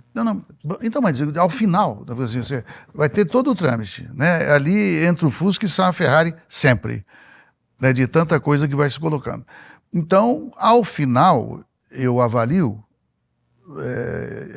que não há hipótese de haver uma pernada de quem quer que seja em quem quer que seja, por causa disso. Então eu vou tranquilo para esse debate, tranquilo no sentido de que o que der deu. Pois bem, o que der deu. A tentativa é que eu valorizo. Então a ideia da centralização, eu diria, me parece, por concepção, que você tende a ter resultados melhores, porque cada um atirando para um lado, do ponto de vista principalmente da segurança pública, é aquela história que eu falei do trânsito. Já está provado que o nosso modelo não funciona. Pior que tá, não fica. Hein? Pior que tá, não fica. Então, assim... Eu acho que pode ficar bem pior. Mas, já explico. Então, mas é uma oportunidade de se debater. E aí o argumento e a pressão da sociedade, porque a imprensa vai entrar também, né? Se tem alguém que tenta, digamos, ter a representação política de fato, é a mídia brasileira, né? Então, assim, portanto, faz parte desse jogo todo de pressão, contra pressão. Tranquilo, vamos para o debate. E aí sempre, veja, nós temos que pensar a experiência mundial, não é? Nós não precisamos reinventar aquilo que já deu certo, ou copiar aquilo que redondamente deu errado. Mas é útil você, digamos, fazer uma pesquisa, ver como funciona e pegar os melhores exemplos, né? Então, assim, eu não imagino um humanismo estúpido a ponto de querer, digamos, fortalecer aqueles que nós precisamos, digamos, em legítima defesa combater, que é a bandidagem e tal. Então, assim, eu preciso refletir mais quanto... Eu quero buscar experiência internacional em primeiro lugar. Até porque eu acho que é razoável. Aquela história, a gente precisa aprender com os próprios erros. Não, é melhor aprender com o erro dos outros. Bom, você falou muito já de fronteiras, né? Amazônia, vamos entrar nesse tema agora mais profundamente, mas antes eu quero lembrar da nossa promoção de 2x1, nossa promoção de Natal, já tradicional da Brasil Paralelo. Você compra uma assinatura e ganha 2, para você presentear para quem você ama, seus amigos, seus familiares. Sempre no Natal a gente dá essa oportunidade de você comprar uma assinatura da BP, qualquer plano nosso, e levar 2 assinaturas, uma para você e outra para você dar de presente, ou pode dar as 2 de presente também, para quem você achar que merece ter acesso à nossa plataforma, com todos os nossos originais, nossos conteúdos exclusivos. O Natal é uma boa época para você fazer isso, ok? O QR Code está aqui na tela, o link na descrição do vídeo. A nossa equipe comercial está pronta para atender e tirar todas as suas dúvidas. Falando agora então, Salles, sobre fronteiras, né? Segundo estudo elaborado pelo Fórum Brasileiro de Segurança Pública e divulgado pelo Estadão, o avanço do crime organizado se aprofundou no norte do país. Hoje, 260 dos 772 municípios da Amazônia Legal, ou seja, 1/3 desses municípios, registram a presença de facções criminosas, ante 178, aproximadamente 1/4, no ano passado. Aumentou bastante. Esse aumento é de 46%. O Comando Vermelho domina quase toda a região em estados como Acre, Amapá, Amazonas, Maranhão, Mato Grosso e Pará. O PCC é hegemônico em Rondônia e Roraima. No Tocantins, por sua vez, 5 entre os 9 municípios têm presença de facções que são palco de uma guerra entre as 2 facções. Então lá está dividido. Deputado Arlindo, o que o senhor acha que impede uma resposta mais eficiente no enfrentamento ao crime organizado no Brasil, notadamente nesses estados aí da Amazônia Legal? Eu acho que ali, eu estava pensando enquanto você falava, você tem uma topografia que facilita a vida do traficante. Segundo, na Amazônia tem, se não me engano, 5.000 pontos de garimpo ilegal. Terceiro, o PCC e os congêneres, eles estão ali fazendo exploração de ouro e outros minerais de muita valia. Então, a minha compreensão no momento é que esses garimpos ou vão estar subordinados ao narcotráfico ou vão estar aliados. Porque quem tem força é o narcotraficante, mas não sei a força que tem o garimpeiro, que é bandido também. De qualquer maneira, há aí uma diabólica aliança, não é santa aliança, uma diabólica aliança. E aí você tem rios que não acabam mais, você tem uma fronteira indefinida, parece que ela é fluida, não é, mas parece. E aí eu creio que é muito difícil, envolvendo inclusive as Forças Armadas, de você detectar na atual fase que nós vivemos no Brasil. Por que esse jogo é bem pesado? Porque ali o narcotráfico representa 4% do PIB nacional, o narcotráfico do Brasil. 40% desses 4% do PIB é na região amazônica. Então, e ali, por ter uma fronteira muito grande, o encontro da tríplice fronteira, são 7 ou 8 países amazônicos, então ali mereceria, digamos, uma intervenção maciça, se utilizando todos os aparatos, inclusive o aparato militar, para cuidar mais e melhor das fronteiras, né? Eu saí do baixo clero na Câmara Federal em 2 meses, quando eu denunciei o chamado escândalo do CIVAM. O que era o CIVAM? Ainda existe? É o Sistema de Vigilância da Amazônia. E eu demonstrei que o representante da Reitel, uma empresa americana, era a ESCA brasileira, que participava do CC-CIVAM, que era o comando de... E eles ganharam a licitação. Como é que a oposição, como eu fui, é mais gostoso do ponto de vista do mandato parlamentar. Eu chego na Câmara, eu tive um mandato de deputado estadual. Falei, não, aqui eu não aprovo nada na Câmara Federal. Comecei a ler, no segundo dia que eu estava lendo, eu li uma coisa que falei, olha, França expulsa 2 diplomatas americanos. Mas França expulsando diplomatas, eu fui atrás e deu nisso. Então, para dizer o seguinte, a concepção do Sivan, não gastou-se ali 3,5 bilhões de dólares. Não é suficiente. Hoje você tem drones, não sei a quantidade de drones que precisaria. Então eu acho que tem tecnologias que devem ser pensadas para ajudar nesse combate. Salles, essa situação aí da Amazônia é legal e o crime organizado tomando conta. Dá para voltar a imagem dos bandidos que estavam aí na nossa tela? O pessoal da produção pode colocar aí. Eu não queria. Eles vão providenciar. Vamos ver se a turma põe aí. Esses aí. Bom, esses aí, obviamente, que o decreto do Lewandowski, que quer que o sujeito se contenha, use armas não letais, aquele colete fluorescente igual os ingleses, apito, né? Apresente uma cópia da Declaração Universal dos Direitos Humanos. Essa turma mata o sujeito que agir desse jeito em 30 segundos. Então, essa imagem é muito simbólica desses dois mundos em conflito. O livro do Rousseau, do Lewandowski, e a realidade africana brasileira. Está aí. Essa é a realidade que a segurança pública enfrenta. E na Amazônia é muito pior. Porque a Amazônia, nós estamos cercados de um monte de países bandidos, onde a produção de droga é gigantesca, tráfico de armas gigantesco. A Venezuela é um país criminoso absolutamente. A Venezuela hoje, os militares da Venezuela comandam o tráfico de drogas na Venezuela. Os militares. Então é uma coisa bizarra, né? E aí o que aconteceu no norte? Essa realidade eu conheço bem, porque como eu fui ministro do meio ambiente, e eu já disse aqui no programa mais de uma vez, eu estive 59 vezes na Amazônia. E às vezes ficava 10 dias, 15 dias, 9 dias e tal. O que acontece na Amazônia é a ausência de, primeiro, regras verdadeiras.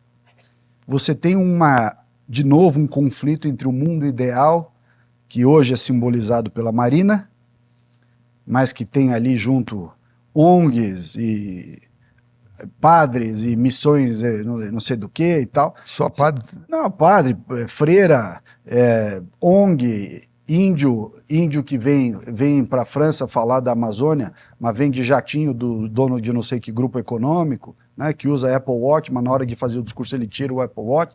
Então assim, a Amazônia hoje vive o resultado de uma visão totalmente idílica e real versus uma realidade que está se tornando cada vez incontrolável, né? Eu vivi isso de perto, porque nós tivemos 3 operações de garantia da lei e da ordem durante o governo do presidente Bolsonaro. Uma para combate a queimadas e 2 para combate ao desmatamento ilegal e crimes da Amazônia.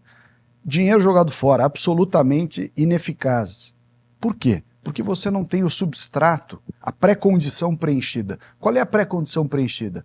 É o seguinte, moçada, aqui o jogo é bruto. Aqui você não está policiando o trânsito da Avenida Copacabana. Aqui é para entrar no garimpo ilegal, trocar tiro com o garimpeiro, prender quem puder prender e quem reagir e morrer, morreu.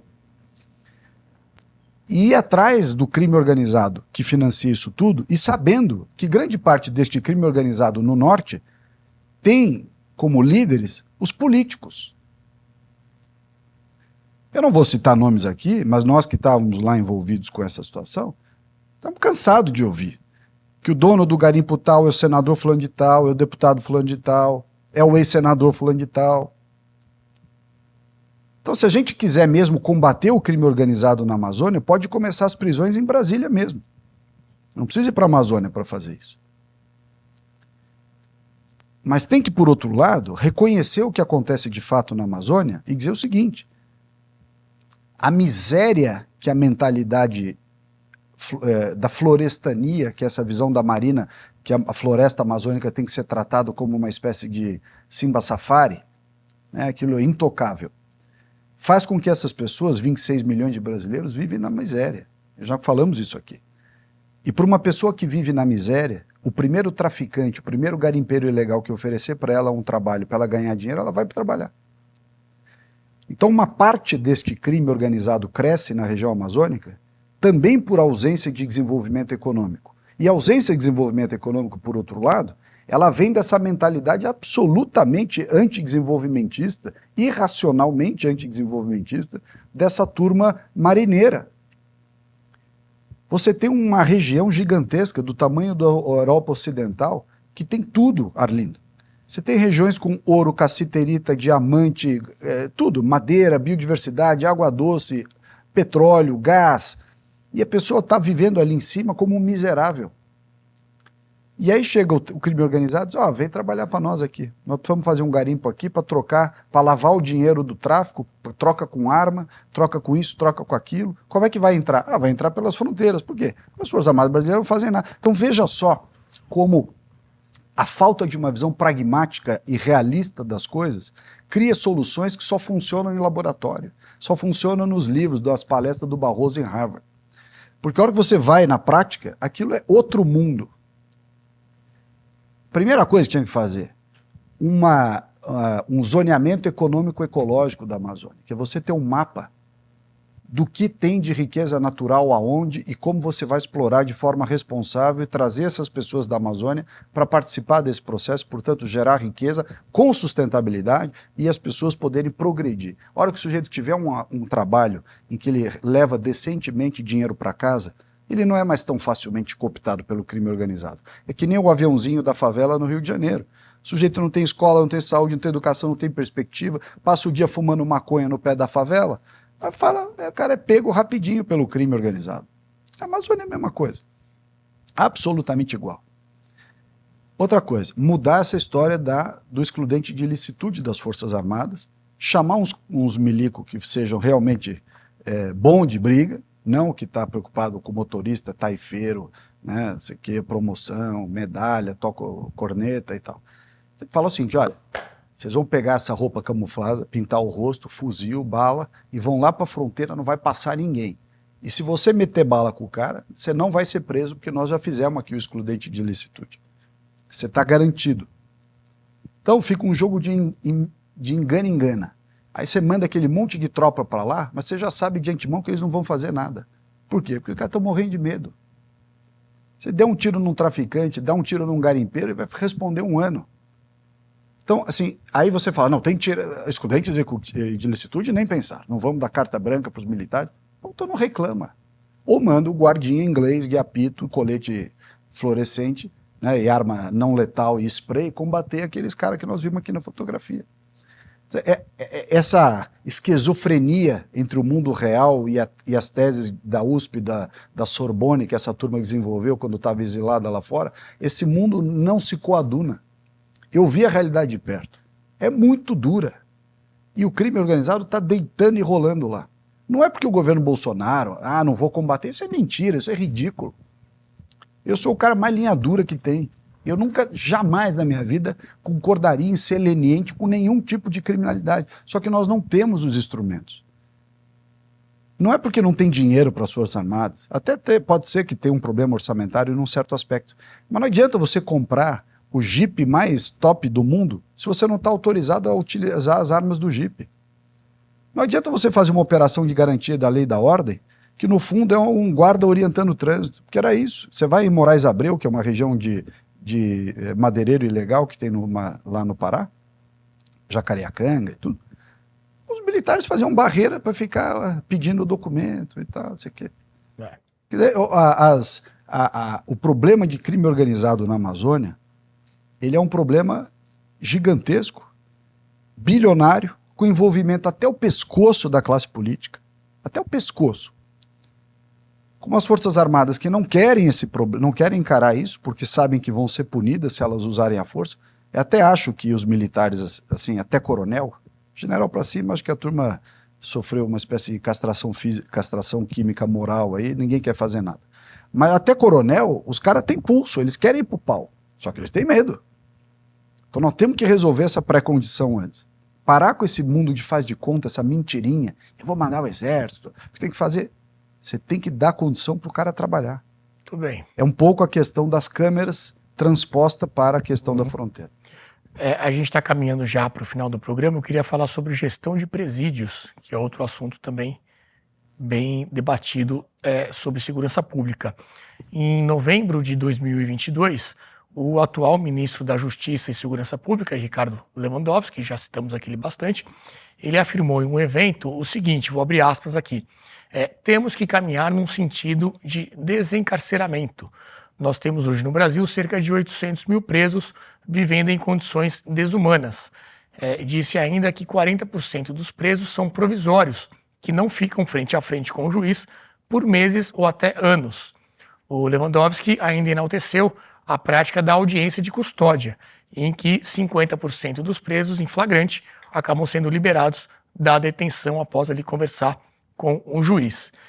Já na Argentina, dentre as medidas para a segurança pública propostas pelo presidente Javier Milei, estão a privatização de presídios, a construção de unidades prisionais com capacidade para até 6 mil presos e a obrigatoriedade de serviços dos presos em trabalhos de manutenção e reparos das instalações penitenciárias.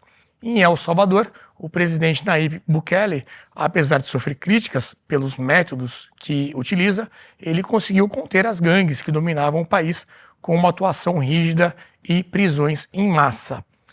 Deputado Arlindo, qual modelo o senhor acredita que é mais adequado com a realidade brasileira, né? A gente sabe que, por exemplo, El Salvador é um país bem pequenininho, a Argentina agora está implementando essas inovações com o Milei, e no Brasil o Lewandowski, a gente trouxe aí um depoimento dele antes de ser ministro, mas tem essa visão aí que a gente trouxe nessas aspas. O que o senhor acha que deve ser a gestão dos presídios no Brasil, em qual caminho? Bem, primeiro que, digamos, um objetivo nobre é que não haja crime. Segundo, se alguém cometeu crime, na minha opinião, tem gente que é passível de ressocialização, mas com certeza há um conjunto que não é passível. Mas deixar o preso sem ter a audiência de custódia, evidentemente que não é correto, é só se colocar no lugar de um inocente que está preso, né? Pode ser que seja a minoria que seja inocente ali, mas de qualquer maneira eu acho que precisa funcionar bem o sistema. Ponto. Porque aí a decisão se libera, se não libera, não é do Lewandowski, é do juiz. Não é isso? Então, não tem jeito se a gente tiver que colocar por trás de cada juiz um fiscal dele, não tem jeito. Entretanto, aí eu quero usar um pouco da verve do Salles. Então, nós temos o Conselho Nacional do Ministério Público, o Conselho Nacional de Justiça. No início, aquilo foi pensado por pessoas díspares, Requião, senadores, Antônio Carlos Magalhães, e quem ficou, digamos, na memória do tema foi Antônio Carlos Magalhães. E ali, nitidamente, digamos, havia um choque de percepção e de poder. Então, uma composição do Conselho Nacional que tem muitos representantes, digamos, da própria categoria, eu não defendo que não seja justo. O meu temor é que seja, digamos, justo para a sua equipe, mas não necessariamente justo para a sociedade. Então tem aí, eu acho, um corporativismo, seguramente, e que nós precisamos, portanto, abrir essa caixa preta. Terceiro ponto. A privatização no Brasil ele existe. E foi uma proposta, não sei se foi na época da presidente Dilma, que defendeu que houvesse uma parceria público-privada. Eu não acredito muito também em parceria público-privada. Tem um aspecto que eu levo a sério. Se o Estado não tem dinheiro, e você vai esperar o Estado ter dinheiro para resolver um problema onde as pessoas morrem, aí eu fico a favor da parceria público-privada, defendendo sempre 1% a mais na mão do Estado. Por quê? Quarto, com a privatização, aqui no Brasil, o custo do preso, digamos, no ente estatal é R$ 1.800 mês. Quando é privatizado é R$ 2.800. Então, assim, tem uma margem que precisa ser explicada, porque aqui contraria, digamos, a visão geral, ideologicamente consolidada, de que o serviço público ele é gastador. Nesse caso, não. Quinto, é justo se dizer que tem trabalhos que mostram que a superlotação de presídios, no caso do privatizado, não funciona assim. Sexto, qual é o risco? É que na medida que há interesse de lotar o presídio para ganhar dinheiro, porque ninguém vai administrar ali como se fosse a Irmã Dulce, não, vai ali a empresa que quer ganhar dinheiro. Então isso pode interferir, digamos, numa concepção de prender todo mundo, entre aspas, mas isso pode ir no sentido de garantir renda. É igual a UTI, ela tem que... Não são todas, é sempre uma coisa, eu não quero atingir de forma generalizada, mas que existe. Você manter a UTI lotada porque a UTI é cara. Eu digo em hospitais da iniciativa privada. Então eu penso que o exemplo lá de El Salvador é um caso que eu acho que tem que ser estudado. Ele deve ter cometido todo tipo de infração do ponto de vista de direitos humanos, do ponto de vista... Ele decretou estado de emergência. Ali suspende as garantias individuais. Então ele literalmente botou para quebrar. O resultado imediato, todo mundo aprecia, eu também. Ele desmantelou, caiu a criminalidade de forma brutal. O resultado é que ele foi reeleito com 92% dos votos. Então não há o que questionar do ponto de vista do sucesso imediato.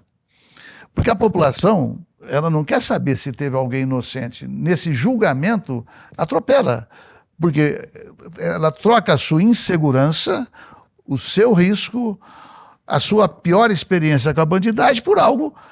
Esse cara está resolvendo, né? Eu estou simplificando, mas eu acho que a percepção popular nesses casos é absolutamente direta. Não tem mediação, não tem coisa nenhuma, é o resultado.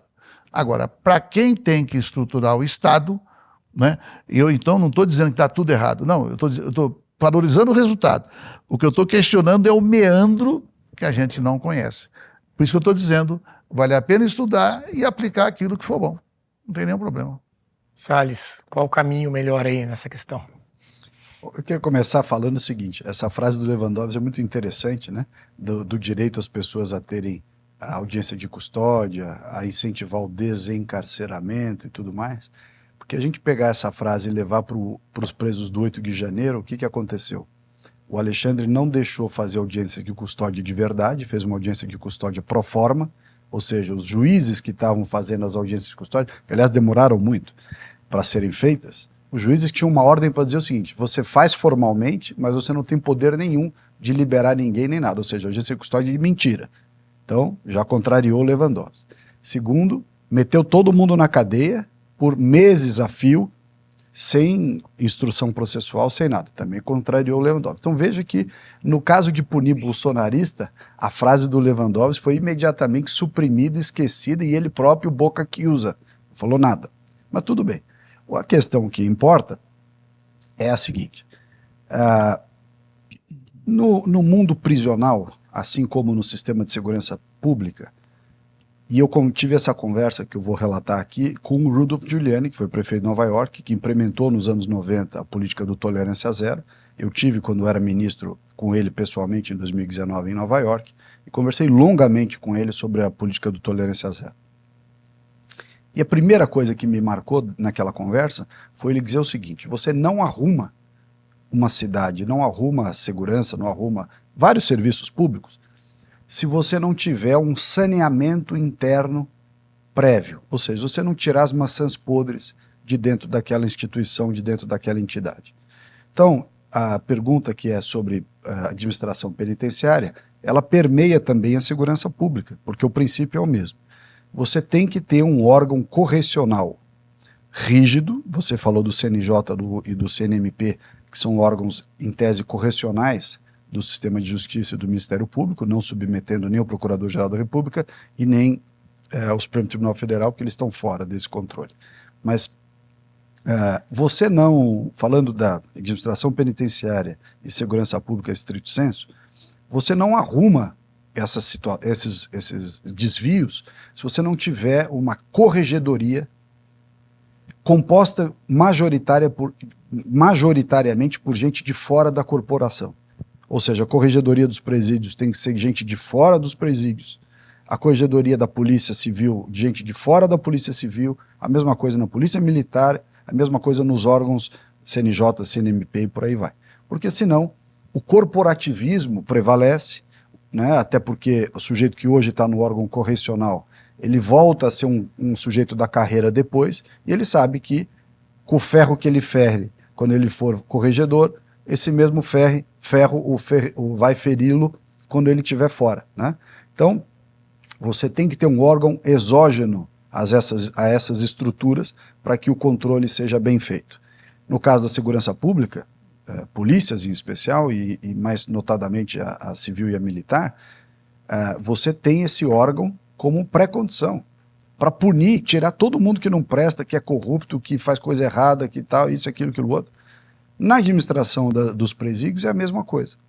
Você tinha grandes problemas de corrupção penitenciária, não é à toa que entrava celular nos presídios, droga, arma, né? Isso acontecia e acontece até hoje, em vários estados, em várias localidades. Então você tem que ter um órgão correcional muito forte no sistema prisional. Em paralelo, a prestação privada, através de PPP ou concessões, né? ou a própria contratação pura e simples, não necessariamente PPP, de serviços administrativos, atividade meio do sistema prisional, ele é uma boa medida. Você contratar a limpeza, o hospital, tá? A própria Procuradoria-Geral do Estado aqui em São Paulo definiu que o Estado poderia fazer as PPPs dos presídios, exceto guarda de muralha, ou seja, a parte armada dos presídios continuaria sendo restrita ao órgão da administração, da Secretaria da Administração Penitenciária. Deixa eu te fazer uma observação, até para você comentar. O Código Penal, ele impede você transferir o poder de polícia para quem quer que seja, especialmente na iniciativa privada. Você não vê, te perguntei por quê, se você está falando da guarda armada, não sei se isso é suficiente para contornar essa vedação do Código Penal. Então, assim, tem um debate aí que eu acho que eu nunca vi e não sei, digamos, uma coisa é Argentina, não? Tem uma outra legislação. Mas aqui o Código Penal fala, olha, o poder de polícia não pode ser transferido. Sim, mas a atividade meio de uma prisão, lavanderia, aí okay. Restaurante, aí ok. Asseio, quer dizer, isso não tem nada a ver com o poder de polícia. Então, quando você não privatiza, quando você não transfere para o concessionário, ou para PPP, ou para seja lá qual for o modelo adotado, a atividade que é inerente ao poder de controle armado, portanto poder de polícia, que é o guarda da muralha e a segurança da unidade prisional, mas todos os outros serviços são desempenhados por terceirizados, isso pode plenamente funcionar, daria uma capacidade de gestão enorme e foi aprovado aqui em São Paulo com essa restrição e por força justamente do poder de polícia. Então, e o fato de ficar mais caro? Não fica necessariamente mais caro, aí depende, ninguém vai fazer um business plan, né, nem o Estado e nem o setor privado, um business plan que seja racional. Só tem sentido você fazer um serviço de terceirização de serviço de atividade meio se for bom para o Estado e ainda assim der lucro para o privado que vai prestar. Então, mas enfim, isso é uma discussão que iria longe. O que me parece que mais relevante aqui para a nossa discussão da segurança pública é o seguinte, o que faz com o preso enquanto ele estiver preso? E essa é uma tese que eu sempre defendi. Quando a gente vê os filmes americanos, que é aquele sujeito com bola de ferro no pé, quebrando pedra na beira da ferrovia, e uns caras a cavalo com a calibre 12 tomando conta, aquilo faz com que a cabeça do preso não esteja pensando bombagem, né? Cabeça vazia é a oficina do diabo. O problema das nossas cadeias aqui no Brasil, com raríssimas e honrosas exceções, que no estado de São Paulo tem várias cadeias em que Existe atividade profissional, tem sujeito que fica costurando bola de futebol, tem empresas que mantêm dentro das cadeias atividade profissional. Mas para aquelas que não mantêm, nós poderíamos restabelecer no Brasil, e para isso precisa pegar a turma frenética dos direitos humanos, que acha que isso é um absurdo, mas você tem que restabelecer no Brasil as colônias penais agrícolas para colocar essa turma para trabalhar. O sujeito passa o dia inteiro jogando bola, fumando maconha e falando no celular dentro da cadeia, não ressocializa e não pune ninguém. Não é à toa que a maioria dos sequestros por telefone, aquele negócio de golpe do Pix, é de dentro de cadeia. Então, nós tínhamos que ter no modelo brasileiro, dentro da nossa legislação e essa porcaria de Constituição de 88 que nós temos, algo um pouco mais duro. O modelo, eu conversei muito com o ministro de Segurança do Bukele, ele esteve conosco lá no CIPAC, lá em Balneário Camboriú, no Santa Catarina. Conversei longamente com ele.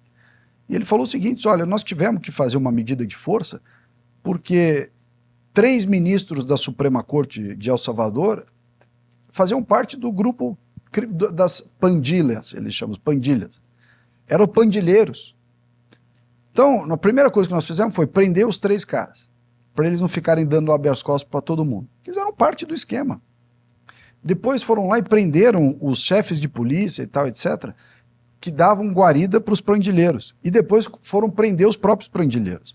E lá tem uma facilidade de você prender os pandilheiros, que nós não temos aqui no Brasil, pelo menos por enquanto, que lá todas as diferentes gangues se identificam por tatuagem.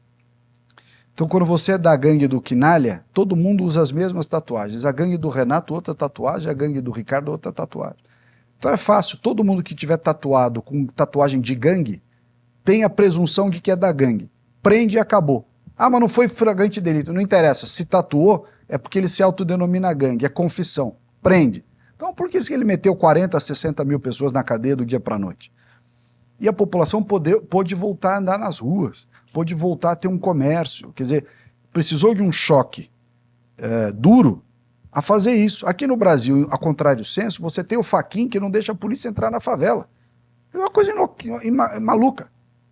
Então, de fato, nós estamos vivendo esse conflito do mundo fantasioso das teses da Sorbonne contra a realidade subsaariana do nosso crime organizado. E isso aqui nunca vai dar certo. E a população ordeira que paga a conta. Porque você obriga a polícia, veja, esse decreto que citou-se aqui com os pontos do Lewandowski, é de um absurdo que não tem tamanho. Acho que esse decreto era bom para a polícia inglesa, lá em Westminster, né, na frente do Palácio de Buckingham. Aqui no Brasil, é o modelo Bukele para dar certo. E com forças armadas com um excludente de ilicitude. E a turma tendo pronto para... E proprietário rural e brasileiro decente tendo arma sim para se defender. Porque nós temos um Estado que, além de tudo, um país grande, com distâncias grandes entre os centros, entre a polícia e tal, etc. Você, infelizmente, nós estamos num país em que você precisa ter meios físicos de se defender. Porque a bandidagem entra... Eu vi isso, você citou a Bahia aqui agora há pouco, nas diligências da CPI do MST, nós fomos a vários estados, fomos aqui no Pontal do Paranapanema, fomos a Alagoas, fomos a vários lugares. O sul da Bahia é terra de ninguém. O sul da Bahia é terra de ninguém. Eles se juntam, o crime organizado com MST e gangues indígenas, invadem as fazendas, amarram as pessoas no pé da mesa, criança, velhos. É terra de ninguém. Ou seja, se o sujeito não tiver uma arma para se defender, e a polícia na Bahia em particular, tem ordem para não fazer nada. O governo do Rui Costa e agora o desse Jerônimo deram ordem para a polícia para não falar nada. Deixa eu te falar uma coisa. Fazer nada. A maior crítica que se faz dentro agora é para o deputado Arlindo finalizar, que o nosso tempo realmente acabou. Não, a maior crítica que se faz ao Rui Costa é que ele, digamos, ele estimulou e a polícia lá é extremamente violenta. Nas cidades. Mas no campo... Eu não estou dividindo assim, mas ele é o governador do estado. Sim, sim. Então ele ao contrário... A polícia mais violenta do Brasil é da Bahia. Ao contrário do que alguém pudesse imaginar, eu não estou defendendo, eu estou informando, acho que você sabe também. Não, eu conheço isso bem, Arlindo. Eu sei. Então, veja, eu estou dizendo assim para os nossos... Eu conversei esse assunto com o Coronel Coutinho, que é o comandante da PM da Bahia. Ele foi convocado, junto com o secretário de Segurança Pública e o delegado-geral de polícia, para a CPI do MST. E nós mostramos os dados para ele. Dissemos, olha, Coronel Coutinho, o senhor está falando que as armas matam, né? As armas matam, ele falou dos Estados Unidos. Os Estados Unidos matam muito, porque a arma é liberada. Eu falei, o índice de mortes de polícia sobre o cidadão da Bahia, da sua Bahia, é 10 vezes maior do que o estado mais violento dos Estados Unidos. Então a sua tese de que arma na mão de civil é o que mata não é verdade. É a sua polícia. Conclua, deputado. Não, rapidinho. Então, assim, eu primeiro fiz o registro da Bahia, tem conflito. Qual que é, assim, respeitosamente, qual é o problema de alguém, quando você imagina, para entrar na favela, ok, não precisa de autorização judicial, mas se quiser entrar na minha casa, digamos, ou na sua, de qualquer uma pessoa, digamos, que mora no centro, tem que ter autorização Mas policial. ele proibiu de entrar dentro da favela, não nas casas. Pois é. A polícia não pode entrar na tua rua, então, pela lógica do Fachin. Porque o que o Fachin fez Porque, veja, isso não pode entrar na favela. Na casa não podia entrar mesmo. Nem de helicóptero, não é isso? Não pode entrar na favela. É a mesma coisa que ele dá uma ordem dizendo assim, você mora Mas no como que Interlagos. estão entrando todo dia lá? Não entra, mentira. Não entra. A polícia não faz operação mais no Rio de Janeiro. Não tem operação. A polícia só vai quando alguém está chamando, olha, está tendo uma ocorrência. Mas operação de subir morro, de descer morro, tudo isso não tem mais. Uma loucura o que o Fachin Então, fez. assim, como eu não sei a dimensão, mas eu vou, não é brincadeira, mas eu dei aqui o dado que é verdadeiro, que bateu um recorde de 34 anos no Rio de Janeiro, do ponto de vista de mortes violentas, né? Eu estou dizendo isso para dizer, então, com a seguinte intenção, pelo óbvio. O fato do Fachin ter tomado essa decisão, que eu não domino, você explicou aí, não interferiu negativamente no resultado. Não, porque não tem como... Eu estou considerando os dois casos como verdadeiros. Um, porque eu vi estatística. O outro é que você está dizendo. Se você coloca as duas coisas para análise, é inequívoco que esta medida não interferiu, senão não teria batido o recorde. É porque virou tudo uma coisa só. A atitude do Fachin hoje, o que ela acabou permitindo? Uma Pax ali no Rio de Janeiro, que é o seguinte, a polícia não prende mais bandido, bandido não briga mais com a polícia, o traficante e o usuário estão se dando bem, aquilo lá virou a casa da mãe Joana, uma verdadeira Sodoma e Gomorra, né? Por isso está todo mundo saindo, todo mundo que pode, saindo do Rio de Janeiro. Ontem mesmo, está no jornal, uma pessoa de Bariloche, Argentino, o argentino de Bariloche, mas ele tinha um cargo. Ele é secretário de turismo, algo O assim. secretário de turismo de Bariloche errou um caminho e entrou dentro de uma favela, morto. Poucos dias atrás... Isso foi na semana passada, esse episódio. Semana passada, Exato. isso. Morto. Uma capitã de mar e guerra, dentro do hospital naval, levou um tiro de fuzil na cabeça. De dentro da favela, atiraram na cabeça de uma capitã de mar e guerra médica, que estava prestando serviço. Ou seja, esse é o Rio de Janeiro. Ó, só para dar alguns dados, a gente até tinha esse assunto aqui na pauta, acabou não entrando especificamente nele, mas olha só. Segundo o portal Poder 360, em outubro deste ano, entidades da indústria e do comércio do Rio de Janeiro fizeram um apelo ao STF para que paute o processo pelo fim da proibição de ações nas favelas. Essa decisão foi tomada pelo Fachin de forma liminar durante a pandemia, lá atrás, e até hoje continua válida. As entidades argumentam que nos últimos 4 anos houve um aumento no número de barricadas nas favelas e um crescimento no número de roubos e cargas. Dados da Coordenadoria de Recursos Especiais do Rio de Janeiro apontam que o estado se tornou um refúgio de criminosos de outros estados. Em novembro, o STF começou a analisar esse caso, mas em seguida o julgamento foi suspenso. É um absurdo. Não, tem uma justificativa Quem que eu não sabia que autorizou o Fachin era... a se meter nesse assunto? Não, mas aí o que aconteceu? Foi uma solicitação que veio, se não me engano, de um partido... Foi do PSB, ó, olha só. Ele suspendeu, né, durante a pandemia. As operações só estariam autorizadas em hipóteses absolutamente excepcionais e com justificativa por escrito do Ministério Público. A decisão foi tomada em uma ação ajuizada pelo PSB e segue válida até hoje. Não, veja, as motivações foram nobres. A questão da pandemia para proteger, enfim, para não houvesse contaminação, muito provavelmente. O que incomoda, então, é de ser de tanto tempo, né? Não, já deveria democrática. invasão de competência que não é dele, a decisão sobre policiamento ou não é do Estado. O PSB, o fato de partido entrar com pedido no Supremo virou um jogo combinado, Orlando. Sobretudo os partidos de esquerda. Os caras vão lá, combinam com o ministro que é chapa deles, vou entrar com a ação, você dá liminar. Você esqueceu da frase do Delanhol, o Faquinha é nosso. O Faquinha é da Dilma. Eu estou brincando em parte, né? Mas eu acho que, sinceramente, por circunstâncias, você às vezes conhece mais um ministro que o outro. Eu avalio que o Faquinha é um magistrado bem intencionado, entendeu? Eu nem entro nesse mérito, mas a decisão é absurda. Então eu precisaria até ver a sentença que ele deu, não li, mas de qualquer maneira eu avalio, vamos conferir, que isso aí vai ser revogado ou vai ser modificado. Não, podia só ser revogado antes desse século, porque do jeito que está continuando isso aqui, né? Quer dizer, o Rio de Janeiro virou um caos, está aí os dados, não é o Ricardo Salles que está falando. Ninguém quer mais morar no Rio de Janeiro. Quem tem condições está saindo. Saindo do Rio de Janeiro. Cariocada, que adora o Rio de Janeiro. Ela fala, pô, meu irmão, os Estados Unidos é melhor, o Rio de Janeiro é o melhor lugar do mundo. Mas vão embora isso aqui. Deixa eu te contar uma coisa. Não dá coisa. para viver aqui não. Os caras vão embora. O que aconteceu com o irmão da menina, que era nossa colega deputada? Sim. A Sâmia Bonfim. Tava lá, o sujeito tava num quiosque tomando uma água de coco. Confundiram ele com o miliciano, com o traficante, seja lá o que for. Então, mas longe de estar na metralharam os caras todos lá. Veja, esse é o Rio de Janeiro. Vamos lá. Tolerância zero contra a bandidagem, ok? Ponto.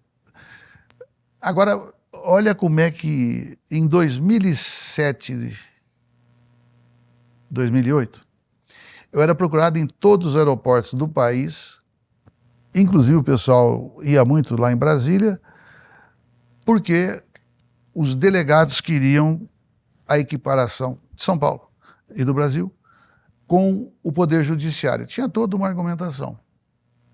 Numa dessas, até porque aquilo, falando claramente, me incomodava, era um negócio assim, você está chegando às vezes com pressa e o pessoal te parava. Ok. Mas numa dessas, em Araraquara, nós fomos no restaurante, eu e uns delegados, não sei mais quem, não tinha mais quem não, era eu e os delegados só. E naquela época o que circulava é que teria havido um acordo com o crime organizado dentro da cadeia para que houvesse paz, com ou sem aspas, dentro desses presídios. Aconteceu isso mesmo. E eles confirmaram. Não, e é verdade. Pois é, mas eu achei um absurdo. Total absurdo. Entendeu? E não foi em nenhum governo petista. Não, foi o PSDB, que é um PT que toma mais banho. Pô, bom, ele ataca até na parte higiênica. Não, é brincadeira, mas o PSDB, essas ideias erradas do Brasil dos últimos 20, 30 anos nasceram da turma do PSDB. Então, mas isso daí mais do que vontade. Dona Ruth, Zé Gregóri, Zé Carlos Dias, não sei mais quem, toda essa turma então, que passa Ricardo, a cabecinha na mão de bandidinho, o Brasil está vivendo esse problema. Não, eu estou dizendo o seguinte, isso daí demonstrou, o que me preocupava é que já não se tinha o controle dos presídios. Desde aquela época. Exatamente. Então, não se deve... Não é novidade. Acordo, eu vou lhe dizer, o acordo aconteceu de fato. Existe um ex-secretário de Segurança de Administração Penitenciária em São Paulo, que ele tem uma história muito interessante. Chama-se Pra gente fechar com essa história, então. Essa história é muito interessante, eu termino com ela aqui. Lorival Gomes, um baixinho, figuraça, gente boa pra chuchu. Ele começou a carreira como carcereiro, depois supervisor, depois diretor de presídio, depois virou secretário adjunto e depois, finalmente, secretário titular da Secretaria de Administração Pública do Estado de São Paulo e foi secretário durante muitos anos. Então, o nome que define esse tipo de pessoa, eu não posso falar aqui em público, ele próprio brincava que ele era pé velha da cadeia, né? Que ele sabia tudo da cadeia. Ele dizia isso, ele dizia, olha, na ausência de uma política pública eficiente, rigorosa, com o apoio do judiciário, com uma lei penal que seja... Veja como as coisas precisam estar todas juntas. Uma lei penal de processo penal bem feita, uma visão de quem aplica a lei, ou seja, entenda-se, delegado, promotor e juiz, e esses malucos da defensoria, todo mundo imbuído de um espírito de Bukele. Na ausência de uma coordenação nesse sentido, o que sobrava para o Estado? Compor com a bandidagem. Porque já que você não vencia a bandidagem no cacete, que era o certo, a bandidagem você trata no cacete, acabou. né? Fez revolta na cadeia. Entra a polícia e senta a borracha, não tem outro jeito. Agora, você fazia isso, denúncia, defensoria, liminar, afasta o diretor da cadeia, faz isso, faz aquilo. Então, o que sobrava de instrumento para o sujeito segurar a cadeia? Que esse é o termo que eles usam, segurar a cadeia. O que sobrava para segurar a cadeia? Era chamar os líderes e eles falavam, ó, vou te dar mais banho que sol, vou deixar a tua mulher entrar aqui, a revista não vai ser tão rigorosa, com isso entrava droga, celular, isso, aquilo, aquilo outro. Então, na ausência de instrumentos à la Bukele, que estão funcionando, e ele está provando que esses instrumentos funcionam, nós temos que lidar aqui com a teoria do guarda inglês lá da tese do Lewandowski. E aí, como essa tese não funciona no mundo real, ela só é bonitinha lá na biblioteca... O Lewandowski não tem nada a ver com isso, tem a ver com quem tomou essa decisão. Não, aí, né? essa decisão que o secretário de administração penitenciária tem que tomar, ele tinha que tomar à luz da visão poética da turma do Fernando Henrique que mandava no país na época. E essa turma tinha essa visão parecida com a do Lewandowski, que era a história do policial inglês para lidar com aqueles 3 marginais que a gente meteu a foto aqui. Não vai funcionar nunca. Bom, deu para ver que tem pano para manga aí para muita discussão, mas infelizmente estamos chegando aqui ao final deste programa e desta primeira temporada. Foram 4 programas com os 2 deputados, 4 checkmates para você olhar aqui no nosso canal do YouTube, tá também na plataforma, obviamente. Sobre o Rio de Janeiro, inclusive, nós estamos produzindo um documentário para abordar todos esses temas, né? Como é que o Rio de Janeiro chegou nessa situação, será lançado no ano que vem. Cuidado, hein, que o último que foi lá, o Tim Lopes, tem que tomar cuidado. Morreu no micro-ondas. Certamente.